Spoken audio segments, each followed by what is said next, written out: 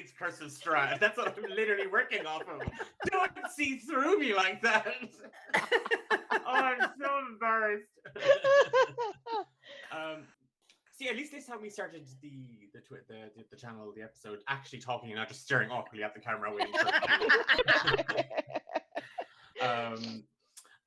You are most welcome along to verse 2 of Saving Grace, Skin and Bone. My name is Declan, and I'm your dungeon master, and the person that wondered what would happen if you took Bridgerton and smashed it with Curse of Strahd. Okay. Okay. This is now Curse of Stradgerton. Write that down. Write that down. Curse of Stradgerton. I will work on a Bridgerton meets vampires thing. We might do for charity. We'll see. No promises. Dibs. I hope for all of you out there in chat that you are looking forward to another creepy, horrific, so creepy,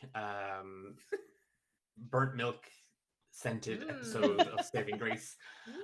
We are D8 Dungeon, a bunch of Irish tabletop role-playing gamers who just love telling stories, having a laugh, and figured, wouldn't it be fun to just put our games out there on the internet for people to watch and enjoy and take something from, maybe?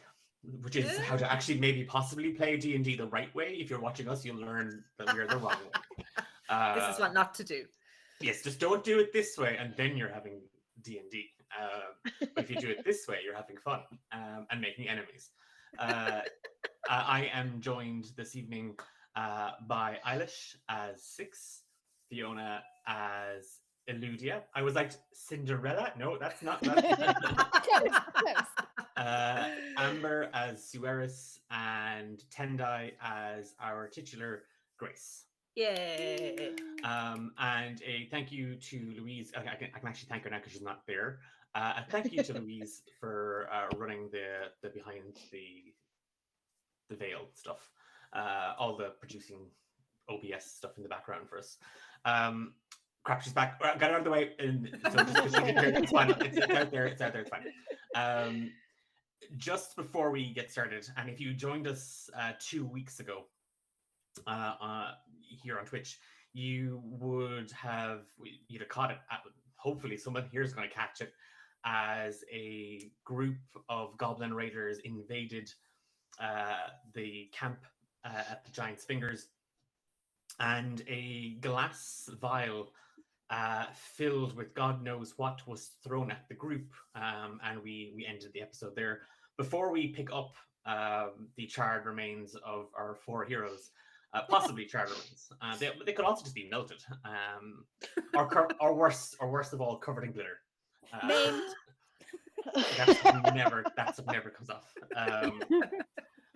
Just a very, very quick shout out to the Rook and the Raven, makers of some fine, fantastic TTRPG wares. So whether you're a DM or a player and you keep track of your campaigns or you keep track of your characters, the Rook and the Raven makes some fine, totally cool, totally customizable campaign notebooks, journals, and planners that you can customize to your heart's content. Again, I'm saying this now, like in pretty much all of our streams. I'm still waiting for mine. It's in the mail. You're so. I don't know where. I'm sure it is. If you would like to pick up a copy for yourself, and maybe me, because apparently my players don't give a crap enough about me to get me one. You're gonna feel real bad. I hope so. I genuinely hope so. Imagine I don't feel bad. Imagine I just feel disappointed. Oh my god. Okay, Louise, Yeah, you you have get to it. intercept It's that like, mail oh, and this just isn't burn the it. one It's not like get it anymore. He doesn't deserve it. If you use our discount code D8 Dungeon at the end of the checkout, you get yourself a very swish discount, and a portion of the sales goes back to us, and it helps us produce programming and stuff like this, buying art, upgrading our equipment, and so on and so forth. Speaking of art, we have some very, very gorgeous character art for our gang that we will be releasing over the next couple of days. And yeah, so keep an eye on our socials at D8 Dungeon. If you're not already in love with Eludia, you will be after you see her art. Art or arse? Oh, both. I thought that was her face. Well, in fairness, she does talk shit, so. Yeah. Oh, Nice. 4 burn damage. 4 burn damage. I'm gonna turn my woe from the Rough. goblin to Grace. I think that's all the housekeeping stuff. Yeah. Uh-huh.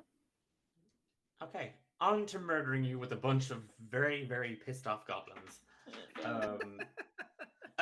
Actually, no, there is one thing.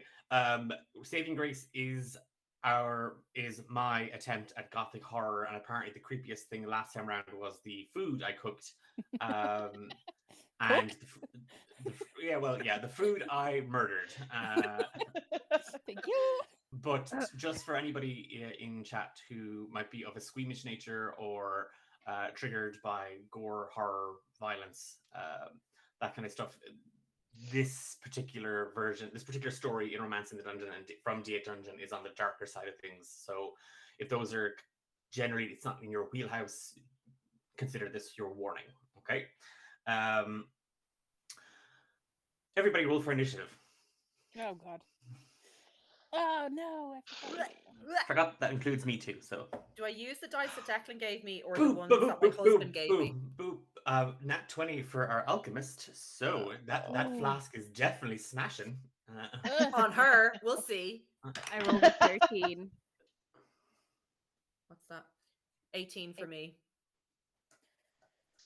21. Ooh. Ooh, Mr. Bird.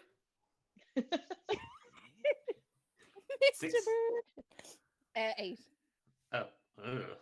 Mr. Snow. I like to watch. Oh, God. Oh my goodness. Oh, okie dokie. Okay, so I'm gonna keep these mossy bones dice from now on. That's 2 nat Here we go. 20s. Ugh. Ooh. Someone go take them away.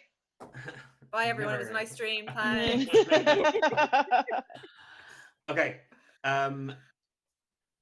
The 4 of you, having been summoned by the wailing of Garjok and the wailing of the alarm going off around camp, rushed out to see a band of rather nasty, vicious-looking goblins. Since the 4 of you had arrived, there hadn't been a raid. You had heard other miners and guards, even Gladys, kind of talking about it in the mess hall. The goblins generally don't. It's sort of a smash and grab kind of a scenario. This isn't a smash and grab. You just witnessed a blue-haired, sort of dark gray skinned goblin emerge from the group, and all in there's 8 of them, brandishing short swords, jagged sheets of metal, and there's this one with again dark blue hair and dark gray skin that's kind of stepped out. You saw her chuck a bottle at the mess hall. It exploded and immediately fire just erupted across the roof. She took a smile at the 4 of you, chuckled to herself, and threw a bottle. Now, I didn't actually roll for that attack, but I will. Okay, that's a 14 to hit. Who? All All of us? of you. 14, yeah, meets it, beats it. Nope. Sewers. Okay. Everybody else beat it? No. No, it's beating me. I'm gonna go on fire right now. Oh, you've all got hit. Oh, you've yeah. all No, got- I'm Yeah. okay. I'm okay, and they got hit. Okay, Sueris is okay. Oh, cool. You go get him, Mr. Magpie. We'll just go on fire. Okay. Grace, Eludia, and Six take 2 fire damage. Sueris, you immediately just it's instinctive. Your wings just go out and you throw yourself to the side as the vial in the liquid just you hear the glass shattering, and immediately the liquid turns to a gas, and the gas just ignites. And Grace, Eludia, and Six, you find your skin it's blistering and bubbling. Whatever the liquid is, whatever gas it turned into, it's settled onto the skin like a film of burning sweat almost, and you can see gray and sort of rusty brown flames flicking, and it's hot, but the heat is kind of coming from under your skin. It feels as if the skin is melting. How far away is she? She is 40 feet away. At the in the section, you can use your action to make a dexterity check to extinguish the flames. That was hers. The other goblins are going to actually, yes. Okay. 2. Okay. Okay. Third nat 20. Take those dice away from him. No, they have to be thrown in the bin. That's not fair. Third nat. No. Shout out to Mossy Bones. No, I no. thought that like playing No. these was meant to be fun. Yeah, it is fun. I'm having loads of fun. How you doing there, Burn Face? Oh, great. I smell better than the gloop, so. Six is like just mesmerized, staring at her arm. As Swears, as you throw yourself out of the way of the glass vial, and you see the blue one kind of like just cackling away at herself, and she's rubbing her hands together. The other goblins around her, the mishmash of those carrying kind of short little short swords and scimitars, just scramble out. 3 of them immediately climb on top of a Goliath. You recognize him as one of the miners. He'd been in because he dislocated his shoulder a couple of weeks ago. 3 of them are on him, and immediately they start stabbing and clawing and biting into him, and he lets out a roar as he tries to grab at them. It's your action, Swears. We're now into full combat. That was their turns. So I want to sort of come up to Grace and just sort of lay a hand on her shoulder and ask her, "Are you okay?" And at the same time, I want to cast Heroism on her. So heroism means that until the spell ends, the creature is immune to being frightened, gains 1 temporary hit point at the start of each turn, and then all of that goes away when combat is over. But so for the start of each turn, Grace, you get 1 extra hit point, unless of course you get hit. And I will just hold my halberd because that spell is an action, and wait. You reach out, Swears, and just kind of leaning into Grace. As you see the burning on her hands, and you see the pain in her face. You kind of lay a hand on her, and immediately there's just this golden light that kind of shines from you and envelops Grace. And Grace, while you can't see the light, you feel the air around you just sort of crackle with energy, and you feel somewhat emboldened. Sorry, I'm just gonna take a look at Suez and say, look down on my arm and say, thank you, and just fixate on the goblins with like with murderous intent. You're not happy to see them. I smell like burnt pork. Mm. Num num num. Yum, yum. Delicious. Oh, fuck up another 20. No, that's not no. Louise, No, There's I no heard that fall- way. It fell on the floor. Louise, it doesn't count. Louise, please leave and come in and have a I look. heard it fall on the floor. it Please does go not in and count. take the dice away. No, leave the dice There's here. no way. That is another nat 20. I look at my hand Because here since I they're rolled not- it. Oh, let me just roll my. Oh God! Look, I got a 20. Bullshit. It is. Absolutely it is. not. Is it Louise? Is it on the Absolutely floor? not. Fuck. oh dear. So which of us is dead? That way, when it was being chucked at you, So angry right now. Suarez, and you just hear Birdie, and the alchemist grabs a vial from a strap, like a belt over her shoulders, and she throws it straight towards you.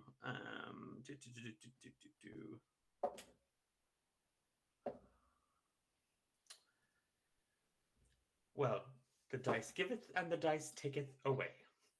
Take 6 acid damage. That's including on nat 20s, I double the damage. We don't roll twice. I double the damage. So I rolled a 1 and a 2 and doubled. That is 6. Oh, so generous. Only 6, Amber. Thank Do you want me to reroll? I reroll. I give myself advantage on those. She throws out this glass cylinder straight towards you, Suarez, and as you bring a wing up to defend yourself and your armor, you hear a crack as the glass explodes. This time there's no fire, but you start to see some of the metal plating on your armor bubble and fizz as acid eats into it, and it sinks across the wings, your wing, and seeps into your feathers and burns at the skin and bone. The goblins, well, those guys are still going to take a chomp at this guy. Okay, that's a 3 this time, a 7 this time, and a 4 this time. So they manage. Actually, I'm going to get them strength save to see if they stay on top. I'm just gonna go. No. Goodbye. Thanks, guys. I'm It's been goodbye. nice I'm just knowing you. gonna. See you later. Bye. I'm just gonna swap out the dice. Will that make Yeah, everybody you do feel that. better? Yeah. I'm Yeah, not gonna it roll would, with yeah. these ones. No, roll the ones that I gave you. Roll the cursed ones that I gave you. So that's 5 nat 20s. Nah. No. But that was no. a Hack. strength step. That was a Uh-huh. strength check to stay Mhm. on the Goliath. So they managed to stay on him. Mhm. The other goblins have run out into the camp, and you just hear a "Oi!" As Garjok comes running in and has the lid off of a barrel, like it's a thick, heavy, Shield. as a shield. And he's dragging what looks to be like it literally it's one of the claw hammers used. It's from the supply shed, and yeah, he comes running with it, and they charge at him. Okay, that doesn't hit. That hits, and that hits. Okay. No, we're not gonna get paid. You weren't gonna get paid anyway. That was his excuse. And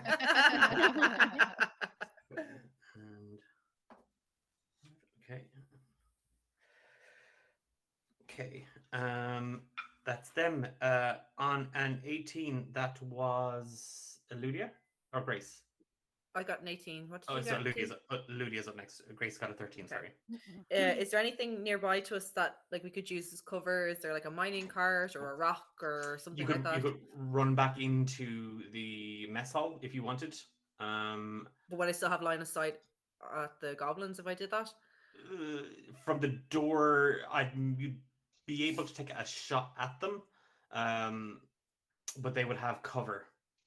Okay. In that case, then Eludi's just gonna take a little bit of a step Now, back. I tell you what, you roll your d4 from your fire damage first, because you're Okay. Yeah, I won't roll it just in case I get a 4 and you accuse me of I got a 2. Okay. So another 2 fire You damage. take Yeah. 2 fire damage. Now you can make a dex check. That takes your turn to put the fire out. Nope. Okay, you're just gonna stay on fire. Okay. Stay on fire. She's so hot. Okay. So hot right now. So She's gonna take a step back and just whistle at 6 to like come in her direction. And can I see your one? She took her little concoctions out of her fanny pack. Did I see her do that? it's a belt. Thank you very much. And it's very stylish. Eludius is gonna go, and she's gonna pull her bow out and take an arrow out, and she's gonna aim for the fanny pack Okay. on this bitch. Do I roll the dice that Declan gave me? Yes, because then if it's a good roll, it will piss him off even more. And it is a great roll. Let me just add 17 to hit. 17? Does that hit? That hits. Yeah. Okay, I'll just roll my damage. You just wait there for a second because I'm not used to playing a ranger, so it'll just take me a little while. Ooh, 10 damage. Okay. Eludia just kind of standing there with her skin melting, and the nerves up along her arm, into her shoulder, across her chest are screaming with electricity. And Grace swears you can clearly see where she got burned. The skin it's raw. It's congealed into kind of fat almost, where Ew. the skin has melted and bubbled, and it could slop off. The skin is just sitting there, and as she draws her bow back, and her arm stretches out, you do see it tear a little bit. Eludia winces, but she smiles. And holding the arrow, she stares down at the alchemist. Aiming for the bow, the arrow flies free, and it catches her straight between the eyes, and she falls backwards, dead. Whoops, that was a bit too quick for my liking, but no more of that fire, thank you very much. There's a howl from amongst the goblins, and a shorter, more scrawny-looking goblin just kind of emerges. He's wearing like tattered leather, and he leans down over the alchemist and starts howling, screaming. Bonus action. I'm just trying to check. I have a thing called Dread Ambusher, which if I succeed or if I take an attack action on my first turn, I can make an additional weapon attack as part of my action, but I don't know if it has to be on the same opponent. Actually, yes, because this guy is howling. I'm going to shoot at the dead goblin again. Is that other guy over her? Yes, yeah. Okay, I'm going to go for the fanny pack again. You're trying to shoot the fanny pack on the dead goblin? Yeah, because it might explode. Okay. 22 to hit. Okay. Okay. And I don't add my little bonus. It's just a straight D8 damage. So that's a 4. Okay.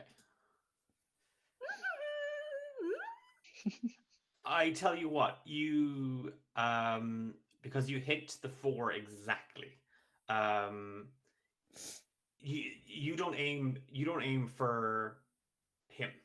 You aim just slightly left of him, and again the stench of your skin melting. It's nauseating. It's like sickly perfume. And just pulling another arrow from your quiver, you grit your teeth and you fire. This time, the arrow shoots straight and low to the ground. All of you hear a smash and then a scream as Eludia shoots a vial on the dead goblin's belt that explodes, and immediately the goblin that was hunkered over her wailing is engulfed in flames. Roll 2d4 for me, please. 2d4. Eludia. A 3 and a 3. 2 3s. Okay. He is engulfed in flames. He is literally, his hands, his face, because he was leaning down over her, he looks up and you just see that like an entire chunk of his neck and jaw and up into his left eye are just gone. It's just a mess of oozing, bubbling, burning skin. Grace. Grace is just going to take a look at Eludia with a kind of worried glance, as in, okay. Yeah, Lydia's gonna lift her up her arm and like look at your man, like make eye contact with the guy through her flames and just say, "Six, mine burn prettier than his." Okay. Grace is just gonna nod and appreciate the attack to now, and just kind of shake it off, and then move towards the guy. You roll a d4 for me for your fire as well. Sure.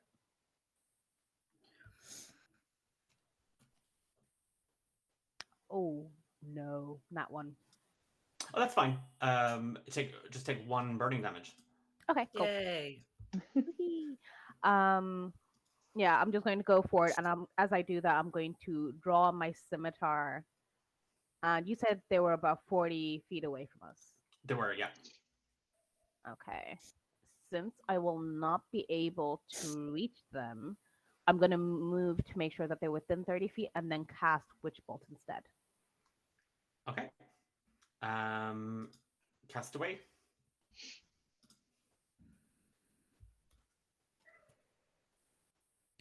Oh, that was almost a 19. Nope. You, Grace, you move up quickly but carefully, and at that moment, you see that goblin. As you kind of get closer, you see that where his face has been burned out of his right eye, and it's colored yellow almost. He's wailing, and it's tears, and he's now just kind of just staring you straight down, and you just hold a hand straight out, and light crackles between your fingers, just sort of rippling and jolting between the tips. And throwing your hand out, all of you just see a spark of what looks like lightning just shoot from Grace's hand and strike at the ground just a couple of feet away from the Howling Goblin. It misses. Bonus action. God damn it. Grace is just going to kind of look at her hands, and then I'm going to cast Blood Curse of Binding. Ooh. So I'm going to bind that goblin.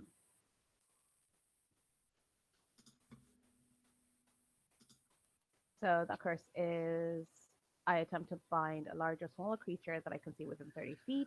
Yep. It must succeed a strength saving throw. Okie dokie. DC Which 11. this guy definitely is not good at. What's the DC? 11. Oh, okay. So he's got a -1 to strength. Oh, yay. Here comes the mossy bones. Are that reason the mossy bones, actually? Because I said you were all giving out to me so much for actually rolling low. The one time I actually have fun on stream. He rolled an 18. So -1, so 17. Jesus. Yeah. Grace, Again- you're meant to actually maybe kill the goblins would be a good idea. See what I did? If you actually maybe do the same thing, that would be really helpful. Thank you. Slower than that, though. Oh yes, Make them suffer. make it hurt.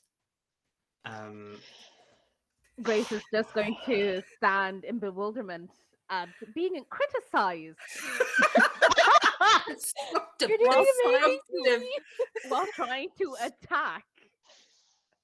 And just like, what? Okay. 6, you're up. Okay, I have a DM question. Uh-huh. If a wild shape, am I still on fire? Yes. You're so You- mean. Shape isn't shape no fire. Like But I'll roll, Roll. like tuck and roll as I No. Tuck and roll. it's going to take your action to get the fire off.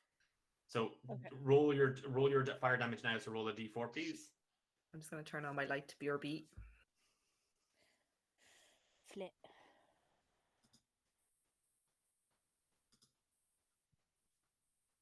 One. Okay, so take 1 fire damage. You can now use your action to not be on fire, or you can wild shape and still be on fire. I will not be on fire. Okay, give me a dex check. The sensible thing. Dex saving throw, sorry. 16. You are not on fire. You're still hot, The- baby.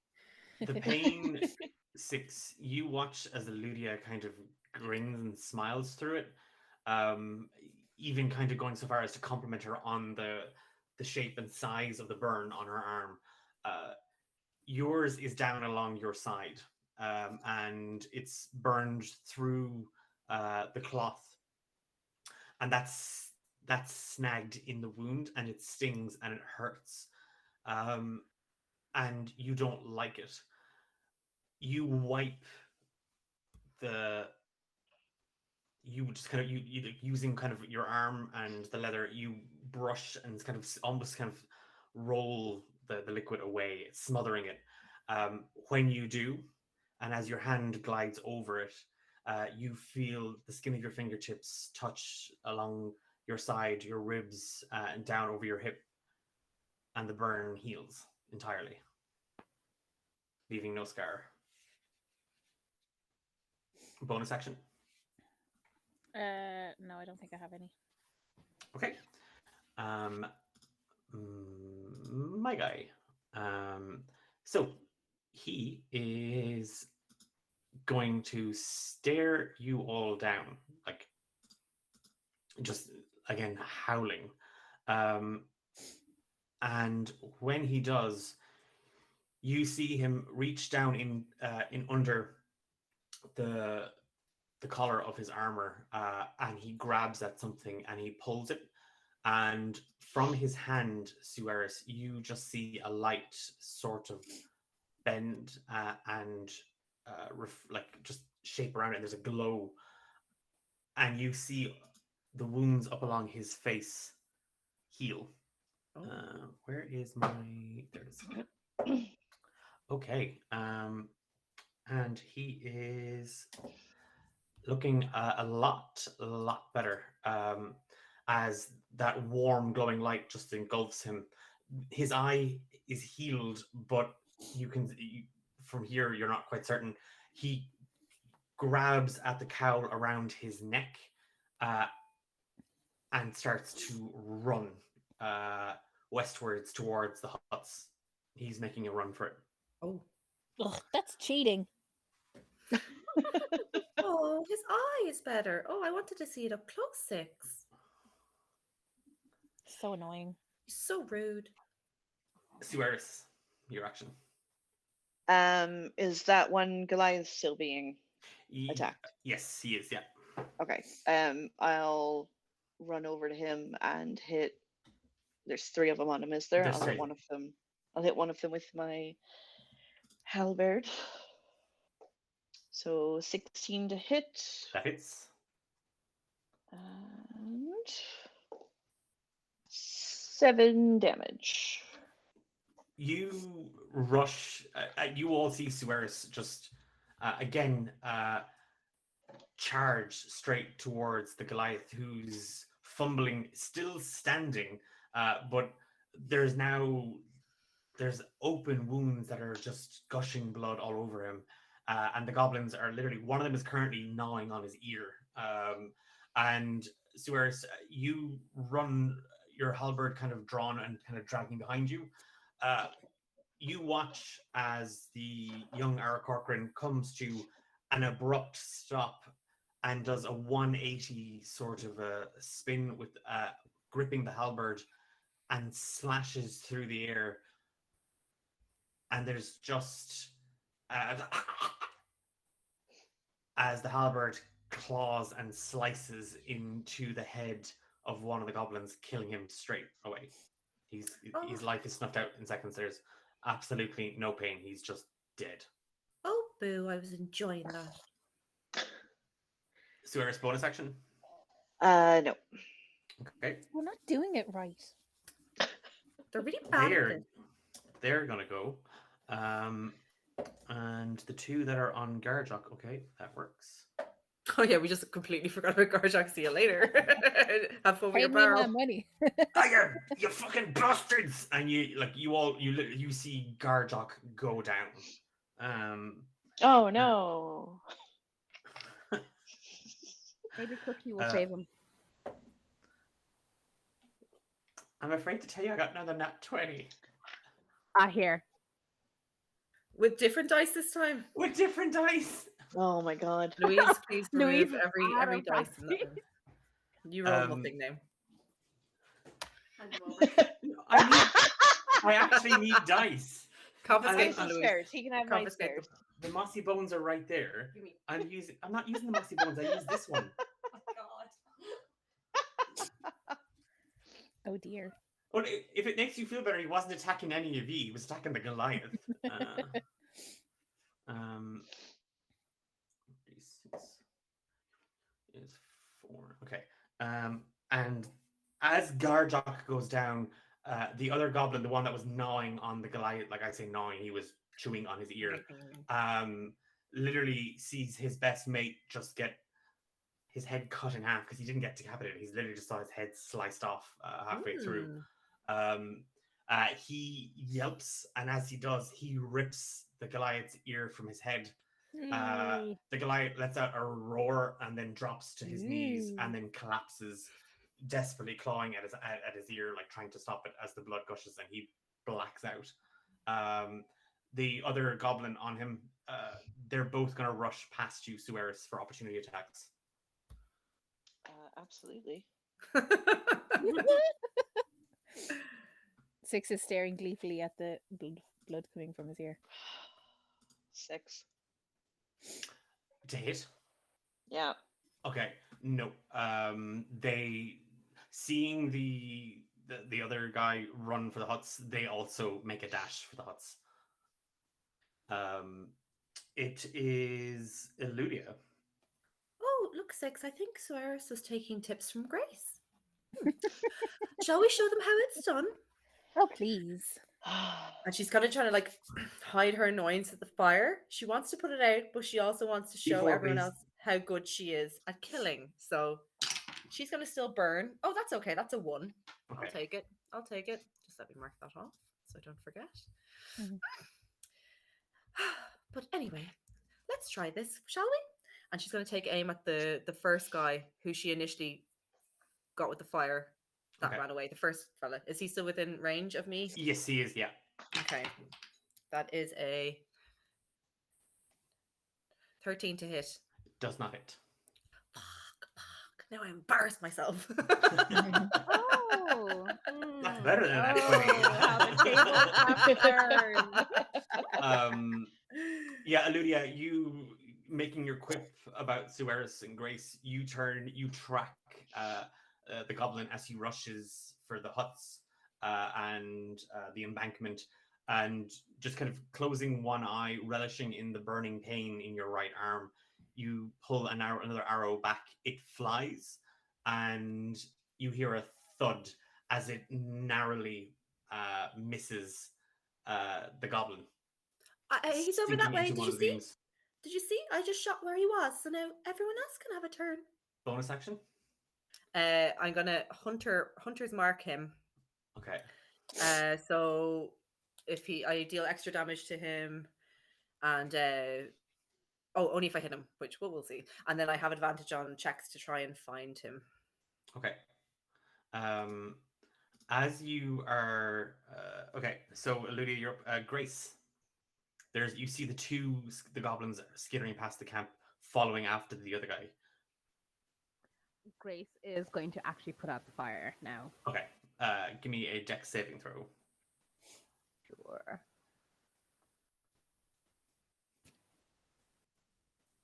Oh, Jesus Christ. 3. Ooh. Okay. Nope. Take a d4 of damage, please. Look, Grace, we're still matching. And while this is happening, I'll say, I see your arrogance failed you. Who was she talking to, Six? I don't know who she was talking to. You. I was talking to you. Try and put out the fire again there, will you? Oh, whoops. Six is gonna hiss. I want to hear it.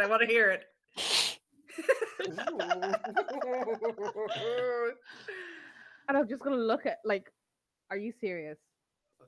Bonus action, Grace. Bonus action. How far are they away? So the two that are running away, the first one, Bone actually was his name. He's gone. He was the guy that was crying over the dead alchemist one. he's now gone. The other two are running past you. They're not running by you to provoke opportunity attacks, but they are within kind of 10 feet. They're within 10 feet. Yeah, I don't have any bonus actions for that one, unfortunately. Oh, wait. Actually, bonus actions. 2-weapon fighting. Haha. So, can I attack them with my scimitar? No, they'd be too far away. Yeah. Yeah. So, I'm just going to try and like recoup because obviously my blood is boiling and I'm not able to focus on the fight Okay. because I'm getting riled up. Encouraged. I'd use that word instead. 6.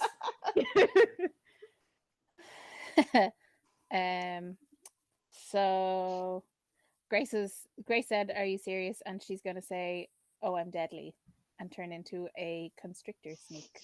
Ooh. Disgusting. Okay. I'm just googling that. What No, do it look don't. like? It's like a python or a boa, any snake that will squeeze the fuck out of you. Yeah. Ooh, nice markings. Grace, you hear 6 spit venom back at you, though you weren't quarreling with her. And as you kind of look over your shoulder, kind of one eye on the goblins as they make their move past you, you see, and Eludia, to you, it's as normal to you as breathing. As you watch 6 just glide her left hand along her right arm, clasping her fingers between each other, and then darting her hands out, and immediately her body twists inhumanly around itself. And as it does, you see her armor, her clothes, her hair all just sort of fade away. And against this deathly pale green skin, this large snake has coiled up along itself and is sort of half standing, these horribly white eyes just staring out at all of you. Isn't she gorgeous? Lovely. She's gonna take off after one of the goblins that's running away. Okay, what's your movement speed? 30 feet. Okay, you won't reach them, but you all watch as 6 literally leaps as much as a snake can. Well, snakes can do the thing. I've seen Anaconda with Jennifer Lopez. It's terrifying.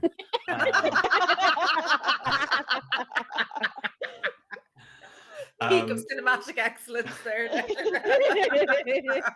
When the anaconda hawks that man up like a cat does, and he blinks, still freaks me out every time. Yeah. Still gets me every time. Yeah, the snake literally up, and 6 darts forward and starts coiling along the ground towards them. As she does this, and all of you watch and turn to see the goblins run, you just hear a "Oh, fuck me, that was quick. That was... Oh, I should have gotten these lads faster."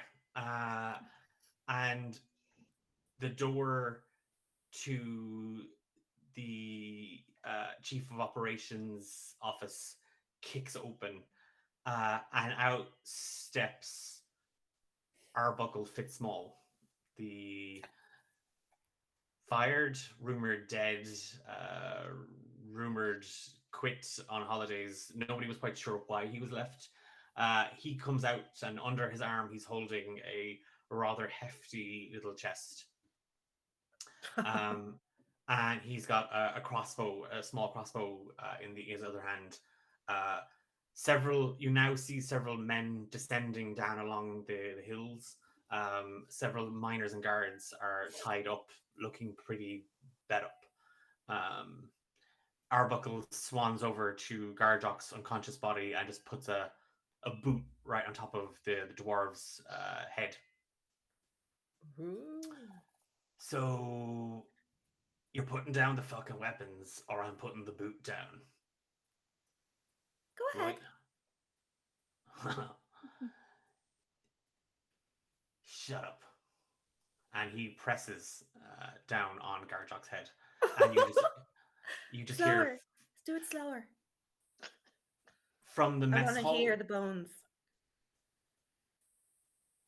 Could somebody put a fucking arrow in this one? And one of the men takes a shot. Oh, That's what I get for opening my mouth. An arrow just whizzes right past you. Like, I mean, literally right past you. It's not even, doesn't even glance near you. It thuds into the door of the mess hall just behind you, Eludia. That would absolutely freak her out, but she's going to do everything in her power to look like she doesn't give a shit. But she is fucking shaking inside. You're also still on fire, aren't you? I'm still on fire, yeah. I Yeah. look Okay. really cool. So's Grace. We're twinning. No. So now that I have your attention, this place has really gone to shit without me, hasn't it? And he just starts to laugh. How's about you round up your takens and you dump them all out here for me and the lads? We'll take what's owing and we'll be out of your hair. Not a fucking problem about it. what do you mean you'll take what's owed? Me severance pay, love.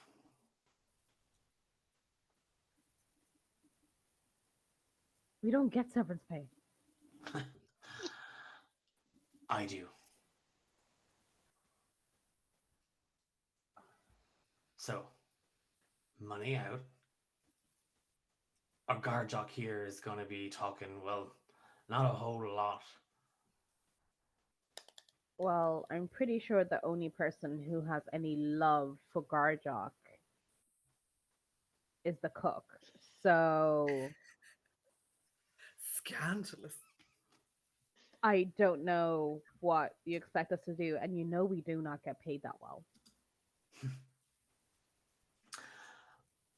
Me and the lads have already helped ourselves to what's going in the mines. Don't you worry about that, you pretty little thing. But I reckon you've all got your wages, and seeing as how I and the lads were unfairly dismissed, we reckon, yeah, a little bit of compensation.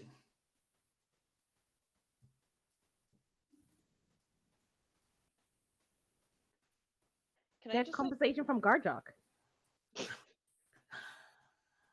And he shakes the box. Already have. So leave us the fuck alone. We've got mouse to feed, love, and I don't remember actually. Does she talk for all of you, or do the rest of you actually fancy fucking living? It's very annoying, isn't she? So annoying. I took a Can I page out of just- your book, love. So can I just throw my halberd at him like a javelin? Not aiming to kill, just aiming to maim. aiming to maim. We aim to maim around. That's a t-shirt. Aim to maim. I'm writing that down. Aim to maim. Oh, 14. Let me give me damage. Oh, Maim throw. Hey. While he's shit talking, can I try and slither up behind him? Ooh. You are on the opposite end, so you're it's going to take you a couple of 2 turns to kind of get there, and we're not technically in combat, but you can be moving in that direction if you want. Elsewhere is that? 10 damage. Oh, okay. That's less Ooh. maiming as it is. Whoopsie. You Dismembering. Suarez, you just having him threaten Grace. He's crushing Garjok's head as far as you can tell.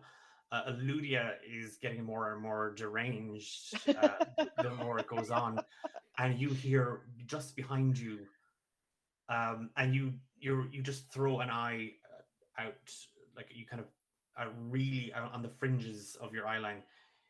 They're standing in the kitchen, just between some of the wooden slats, you hear a whimper, and you see Gladys staring out. And before you even realize it, the halberd is in your hand. It's gripped and it's gone. It's not in your hand anymore. And you just hear "fuck" as the halberd literally it sticks like you almost took his leg off. Like it's now there's just a blade sitting in his knee bone, and he collapses down onto his other knee. My fucking leg! Oh, you're fucking dead. And okay, I didn't really think that we were going to do this, but we're going to do this. All you can hear is Eludia kind of go, "Oh," and she's like all of a sudden looking at Suarez with a bit more respect. This isn't what I wanted. Hey, baby. Okay, so we're going to stay on the original initiative rolls that you guys did. I'm just adding in these new guys. How many are there, Declan, that we can see? Oh, how many are there that you can see? Yeah, I know. I Oh, added that addendum at the end because I knew there was probably some sort of trick up your sleeve. You can see 18.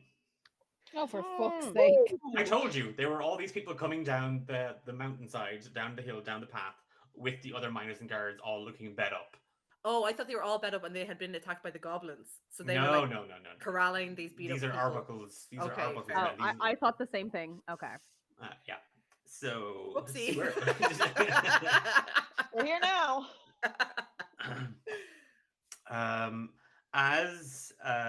So yeah, I've rolled for them. Suarez, we're gonna take that attack as your action. The goblins are gone. They're out of air. Eludia. So who the other large group of men are still a We're good bit away standing from us? kind of on the edge of the camp, like so the open grounds of the camp between the huts and the mess hall, the offices, and the kind of the healing hut and stuff like that. There's the open kind of campfire grounds. Yeah. A lot of them were standing along the edge of that, weapons drawn. Some of the miners and guards kind of all tied up, are looking fairly fucking bed up. Arbuckle is standing off to your right, so the chief of operations office or hut was just beside the kind of the mess hall and the kitchen. I can't really say he's kneeling there now. On so his own, or is he with someone else? There's two men kind of about kind of 10 feet behind him. One of them was the one who shot at you. Did he know? I'm going to leave him having some fun on the ground and... No, actually, I'm still on fire. Oh yeah, D4 damage. D4 damage, please. Yeah. I want to try and put it out as well. Okay, that's fine. A 3. So it Wonderful. takes 3 burning damage, and then give me a dex saving throw. Dex save. Yeah. She really wants to get in on this, but she doesn't want to be on fire anymore, so... 22. Enough of at this stage your body was starting to kind of go into shock and numbness, and it's only because you can't feel the pain of it anymore that you even bother to run your arm along the door of the mess hall, smearing the fire and the mess that is the top 2 layers of skin on your arm. There's a horrific burn there. Gross. Bonus action? No. She's going to... Because she chose to put out the fire as opposed to attacking these people, she's going to take a little bit of a step behind Suarez, having a bit more respect for him now, and putting herself out of harm's way. And just be like, 6!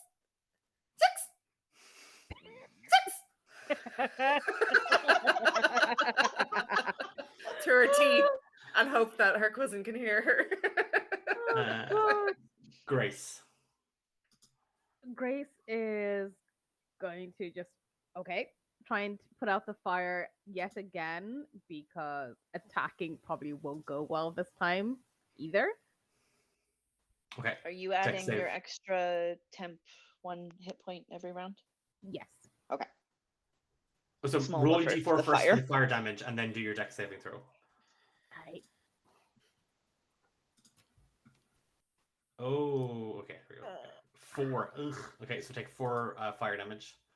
Why am I rolling so high for damage? Jesus. To yourself. To Yeah. yourself. Yeah. So generous. Like, why? Okay. And 13. 15. 15. Yeah, it's gone. It's gone. It's fine. You're you scoop a handful of the gravel and the dirt and the muck, Grace, and you just you run it across your arm. Again, it fucking hurts. It stings, but the fire has gone out, and the wound will need to be cleaned and taken care of. But and it's going to leave a scar. Bonus action. Okay. Bonus action. I am going to try Blood Maledict again Okay. on the guy, probably to the. Actually, no. Arbuckle. Okay. Strength saving throw. Mm-hmm. That is a 10.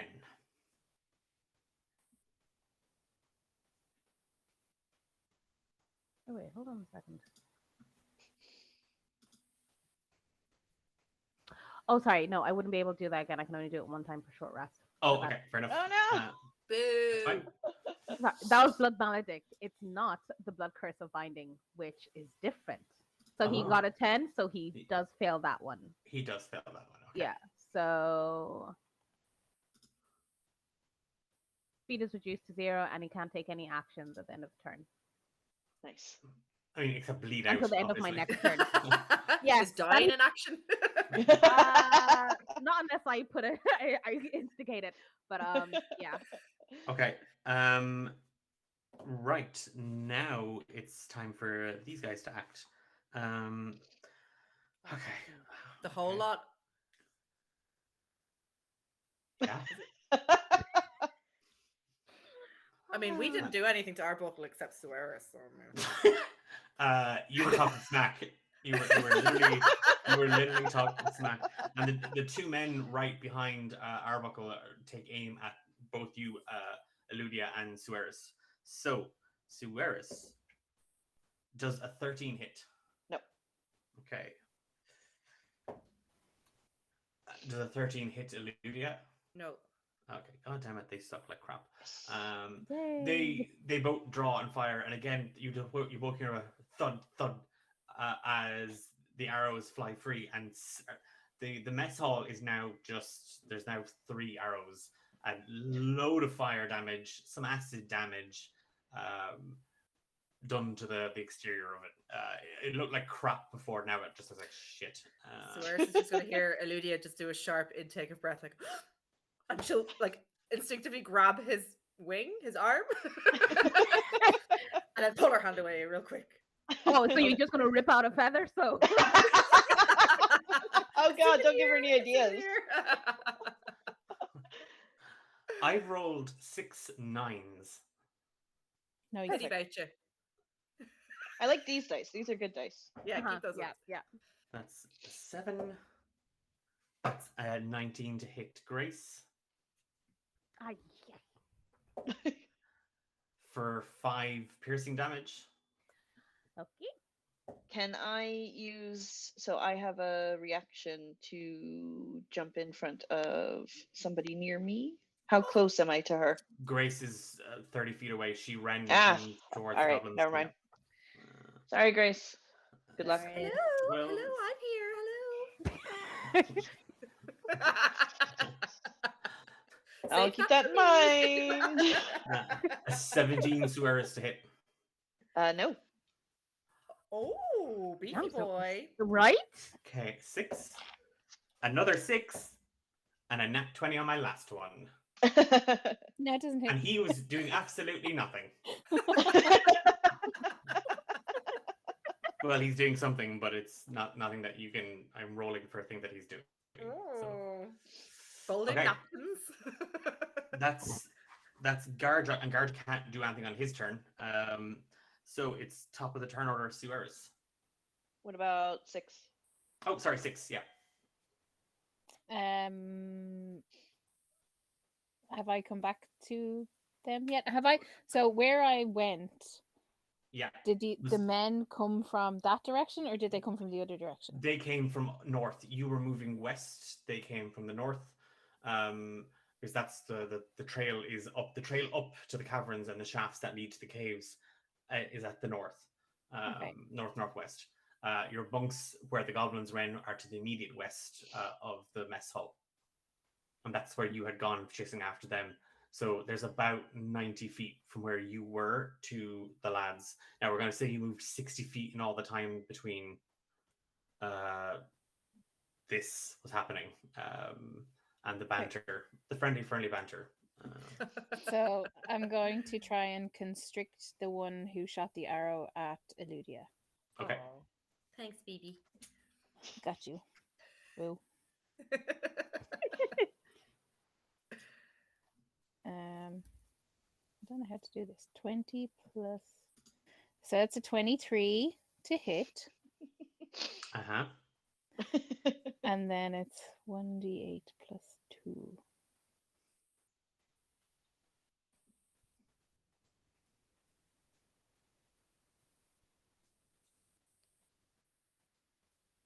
Ugh. Anytime now. Yeah. Let's get D&D actual Beyond. dice. Just roll actual dice. 8. Okay. And is he grappled then? Yeah, it's grappled. Escape DC is 14. Until the Okay. grappled end, the creature is restrained and the snake can't constrict another target. Okay. You paying you no heed stupidly, six. You watched as the men who had surrounded the camp most took aim with their with bows and fired and missed. Like they literally missed so many of you constantly. It's like a goddamn Star Wars thing in here. You you sort of skim the ground, and it's cold. You can feel it on your belly as you kind of coil and serpentine up along the grounds over rock and logs. You see the guy. He's a half elf who took aim and fired at Eludia twice now. And as he goes to load to grab another arrow from his quiver, you're already up along his thigh. When he notices, stares down, and sees this pale green snake with milk white eyes coiling up along him. And as he goes to reach down, you spin and twist up along his body, and immediately you go completely taut as you squeeze the air out of him, and you hear several ribs crack. And he starts to gasp for air, and he starts kind of he's half petrified to touch you, as he desperately tries to get you off of him. As you squeeze, and you can hear and you can see the pain on his face, you can see his body straining underneath. You can taste the blood and sweat coming off of Arbuckle. All of you, the air suddenly grows cold, and there's the wind just picks up, and there's a scream as it cuts through the short little passages and alleyways between the huts, and a flurry of snow just spills over the roofs of the mess hall, the healing hut, and batters into all of you. And you find yourselves catching your arm to kind of to block it. And just as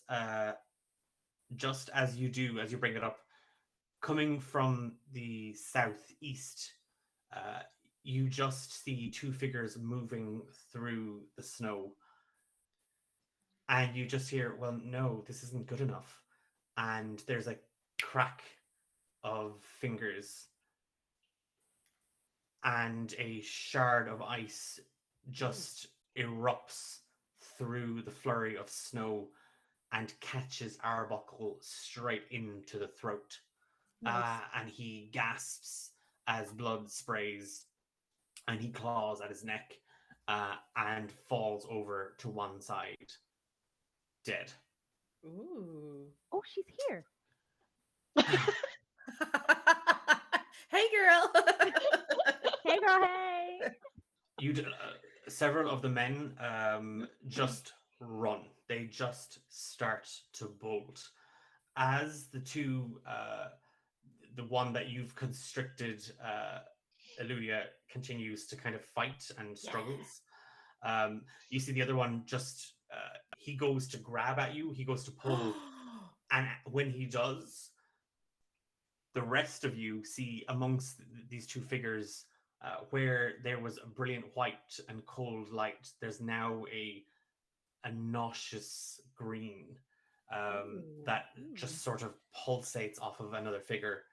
And as he reaches to grab your head, Six, you just see lesions open up along his fingers. His fingernails crack, bruises and boils open up along his arms. His face is covered in them. He lets out a howl of pain as he collapses, clutching at his body. He's inflicted with wounds. That was the other figure, Declan, that did that? Yes. Yeah. Okay.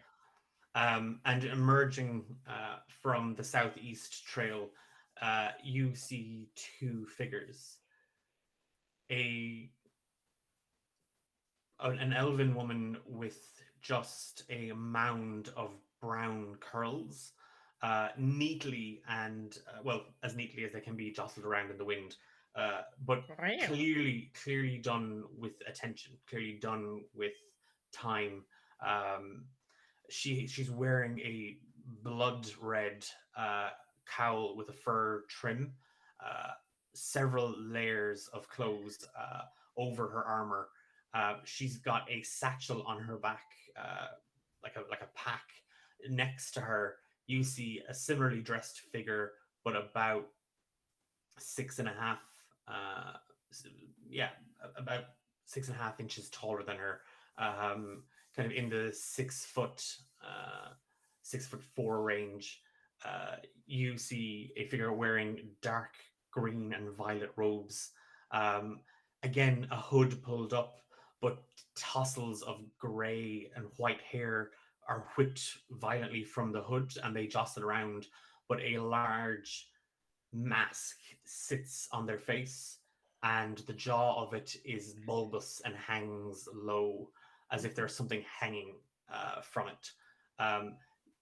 The face is completely and totally covered. Reagan Morit, I'm so sorry we're late. Can we help? And we'll take a break there. Oh my goodness. Oh my goodness. Talk about time.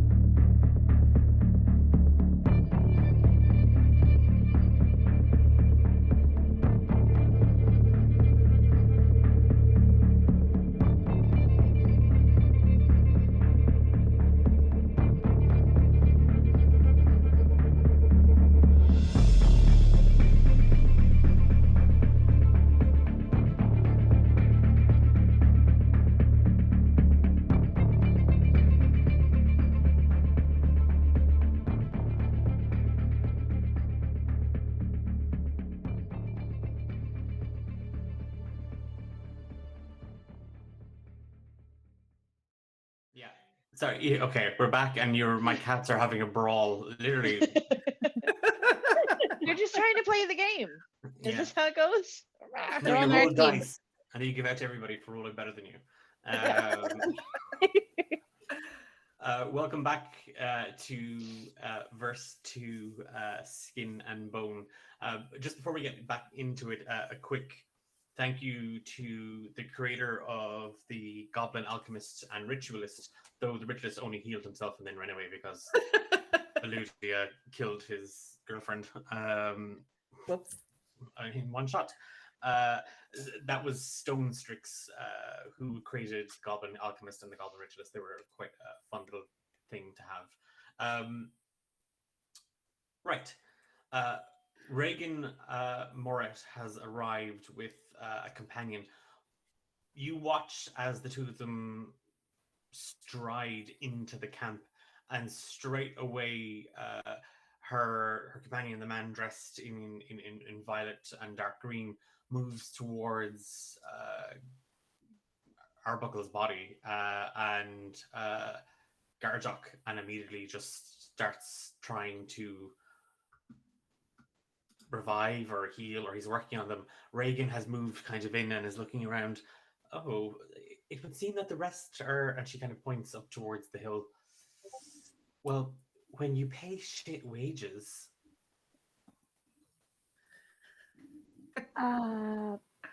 Yeah.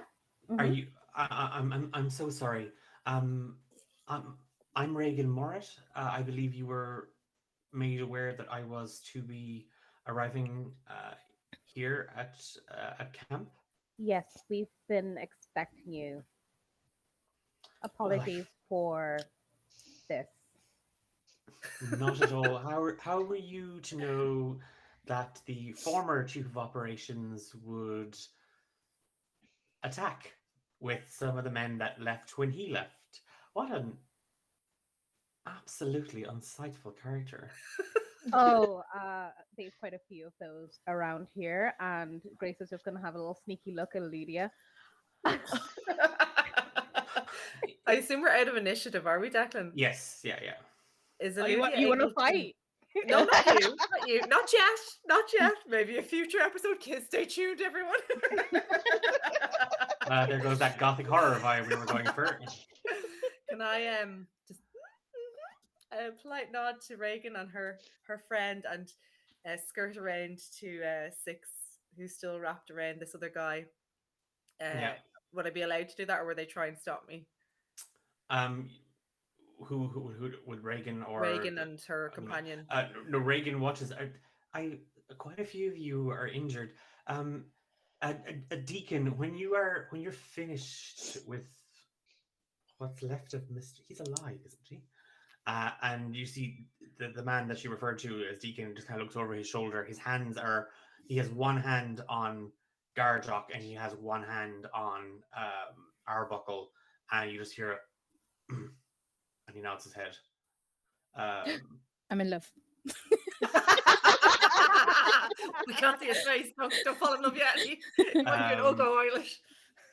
He looks back up at you, Six, and you just hear, "Let him go now."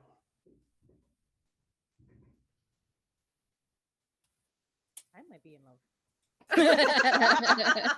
Is it a all hear command or a Oh. request? Give me an insight check. Very Oh, sexy. I took my very poisonous Ooh. dice out. Wow, that is a 12. The tone reads as a command. Can I answer him in my head? He just said it to you. Oh. If you say anything back, you're going to say it in snake form. She's just gonna squeeze a little tighter to crack a few more ribs, and then slowly. Give me slither well, I'll tell you what, we're going to do strength. You can give me an attack roll, and he's going to roll a strength check. Get him. 17. Okay, no, so that his 12 didn't do anything. Roll for damage.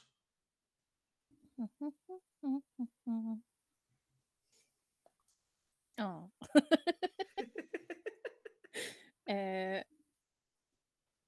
3. That's enough.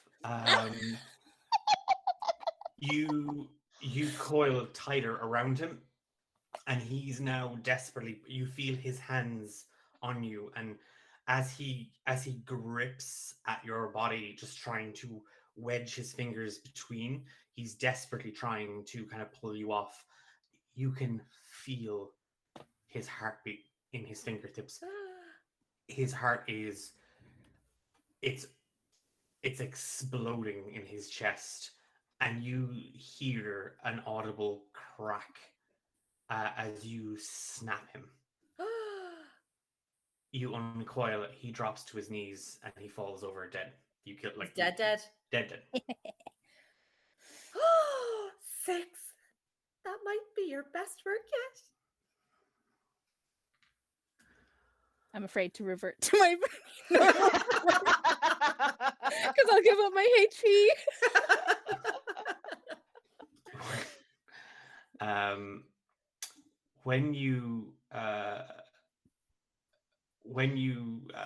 When he falls and you slither away from him, you just hear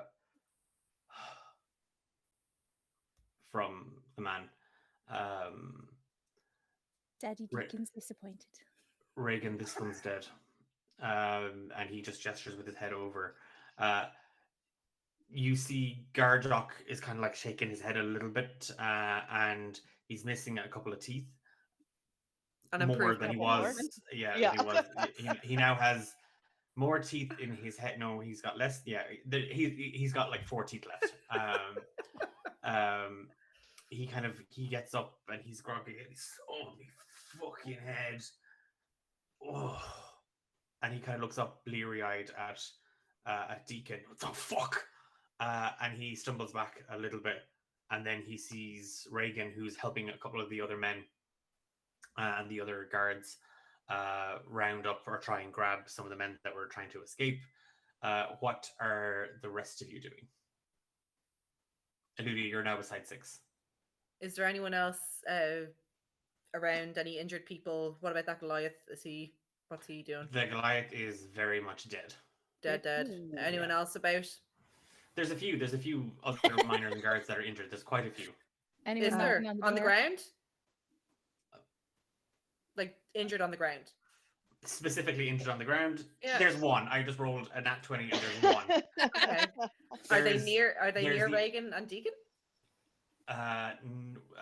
No, but you can see them. There's do you remember the Ganassi from the mess hall that was talking about the rumor? She's lying and she's holding her side. Okay. Eludia feels a bit cheated. She got one. She only got one this time, so she's going to spot the Ganassi and just say, "Oh dear, that poor creature." And she's going to just run. I'll just help her. I'll just help her. And she's going to run over and kneel down beside the Ganassi and just like caress her cheek. Shh. It's okay. It's okay now. With her back to the others, by the way, just to get that in there. Shh, I have you. It's okay. Eludia's here. And she's going to take her dagger out from her side, her little belt, and just like place the tip at her heart and lean right into her and say, "Shh, it's okay. I'm here now." And she's just going to slowly push it in. Give me an attack roll. What's my dagger? Let's have a little go. 19. Yeah. She turns and like again, she's kind of a little bit woozy. And she says, "Ida, is that you?" And as you kind of caress her face, you see that she has a deep wound on her side, and there is kind of blood kind of coming. She's lost quite a bit. Doesn't look. It doesn't look severe. Like it looks like she could recover. And with that, you press the blade through her shirt, and you feel it pierce the skin. You feel the bones resist, and you feel the knife just slide in, and you just hear as the blade punctures her heart. And you just see kind of a little bit of because of the wound on her side, the blood doesn't gush out, it doesn't spurt out, but there's a blob of blood that just sort of swims around the edge of the blade, and it stains her shirt She'll just, where you like, press the run blade in.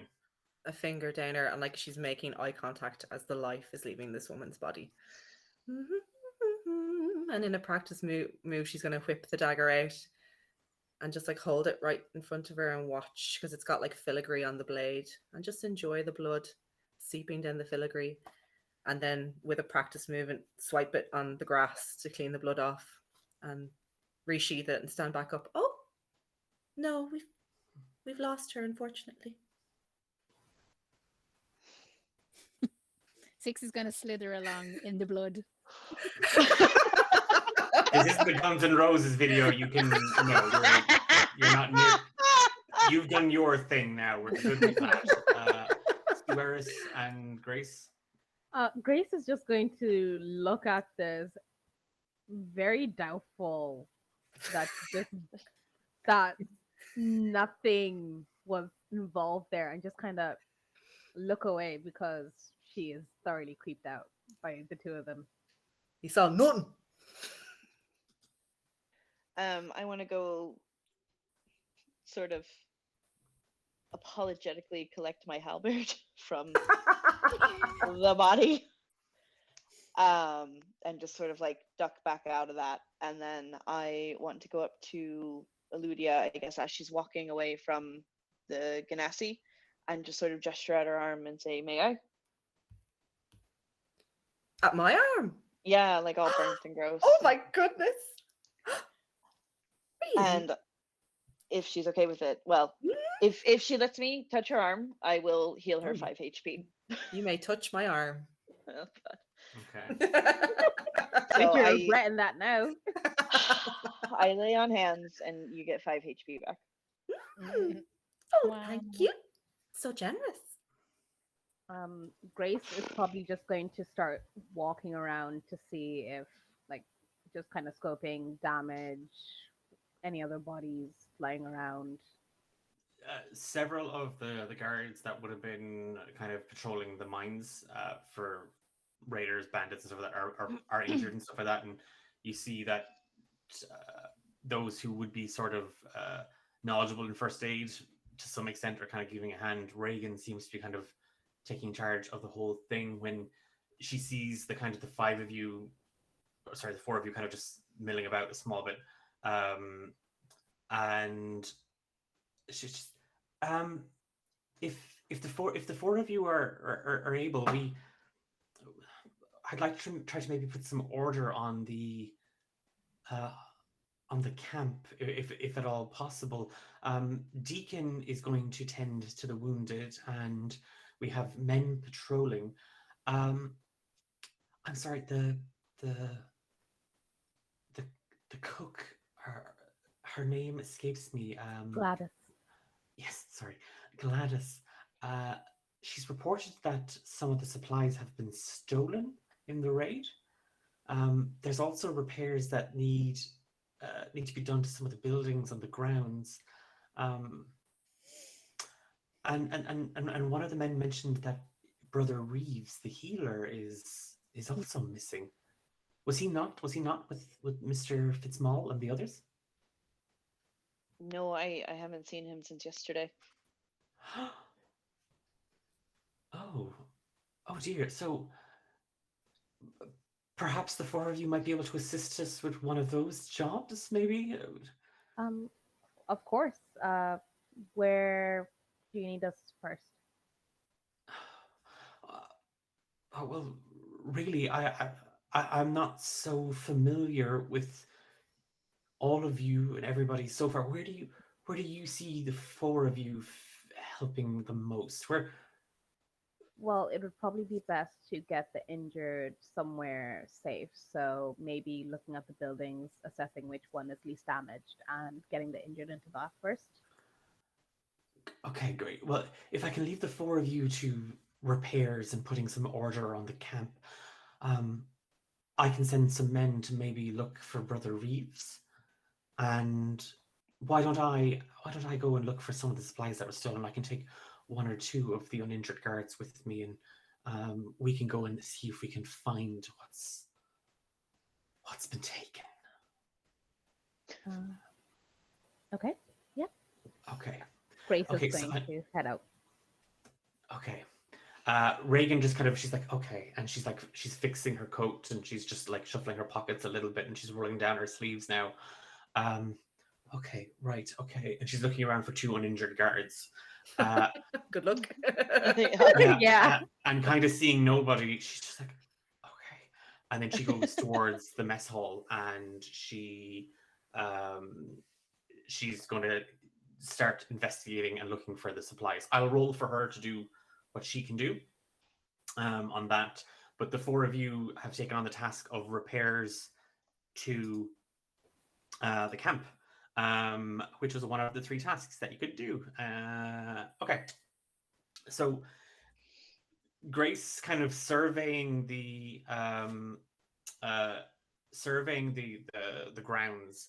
The mess hall was badly damaged in the assault.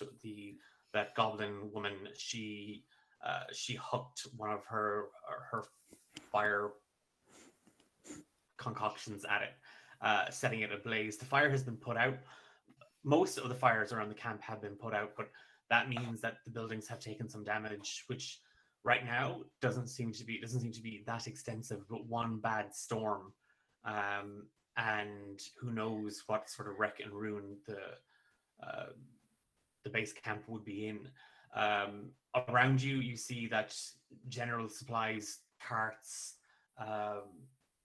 the camp itself, the fire, the kind of the logs that are all kind of the grounds are just in a general mess. So before you can do any of the extensive repairs to the mess hall, you're probably going to have to clear the four of you are going to have to clear up the camp grounds. And Deacon and a couple of the others that are helping with the healing are kind of tending to the bodies. So here's how it's going to work. Okay. The task that you've taken is probably the most passive of the three. So you could have looked for Reeves, you could have hunted down the supplies, or you could have done the repairs to the building. So the repairs is actually the most straightforward one of those three, thankfully. But the way the task works is going to be done in 2 stages. So in this, you have an opportunity to learn 2 pieces of information. At each stage, there are 4 potential pieces of information, but to do that, you're going to have to kind of impress the men, impress the crew that are on cleanup duty before we move into the second stage, which is the mess hall and the repairs to that, which will be fun. Cheese wheel. While you are spending the first hour or two kind of on cleanup and moving stuff around, is there any of you who's leading the group, and what does that look like? What in terms of cleaning up the mess? What are each of you doing? Not ours. Is Snake still in snake form? I'm a snake. No. You're not snake anymore.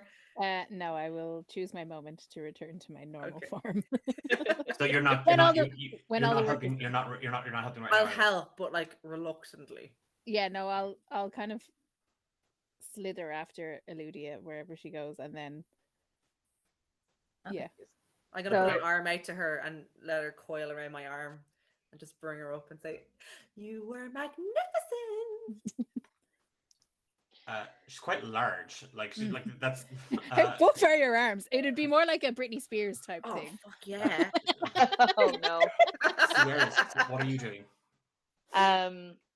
Yeah, I just kind of put my head down and get to it. Like, I am definitely being extremely helpful, but I am absolutely ignoring those two.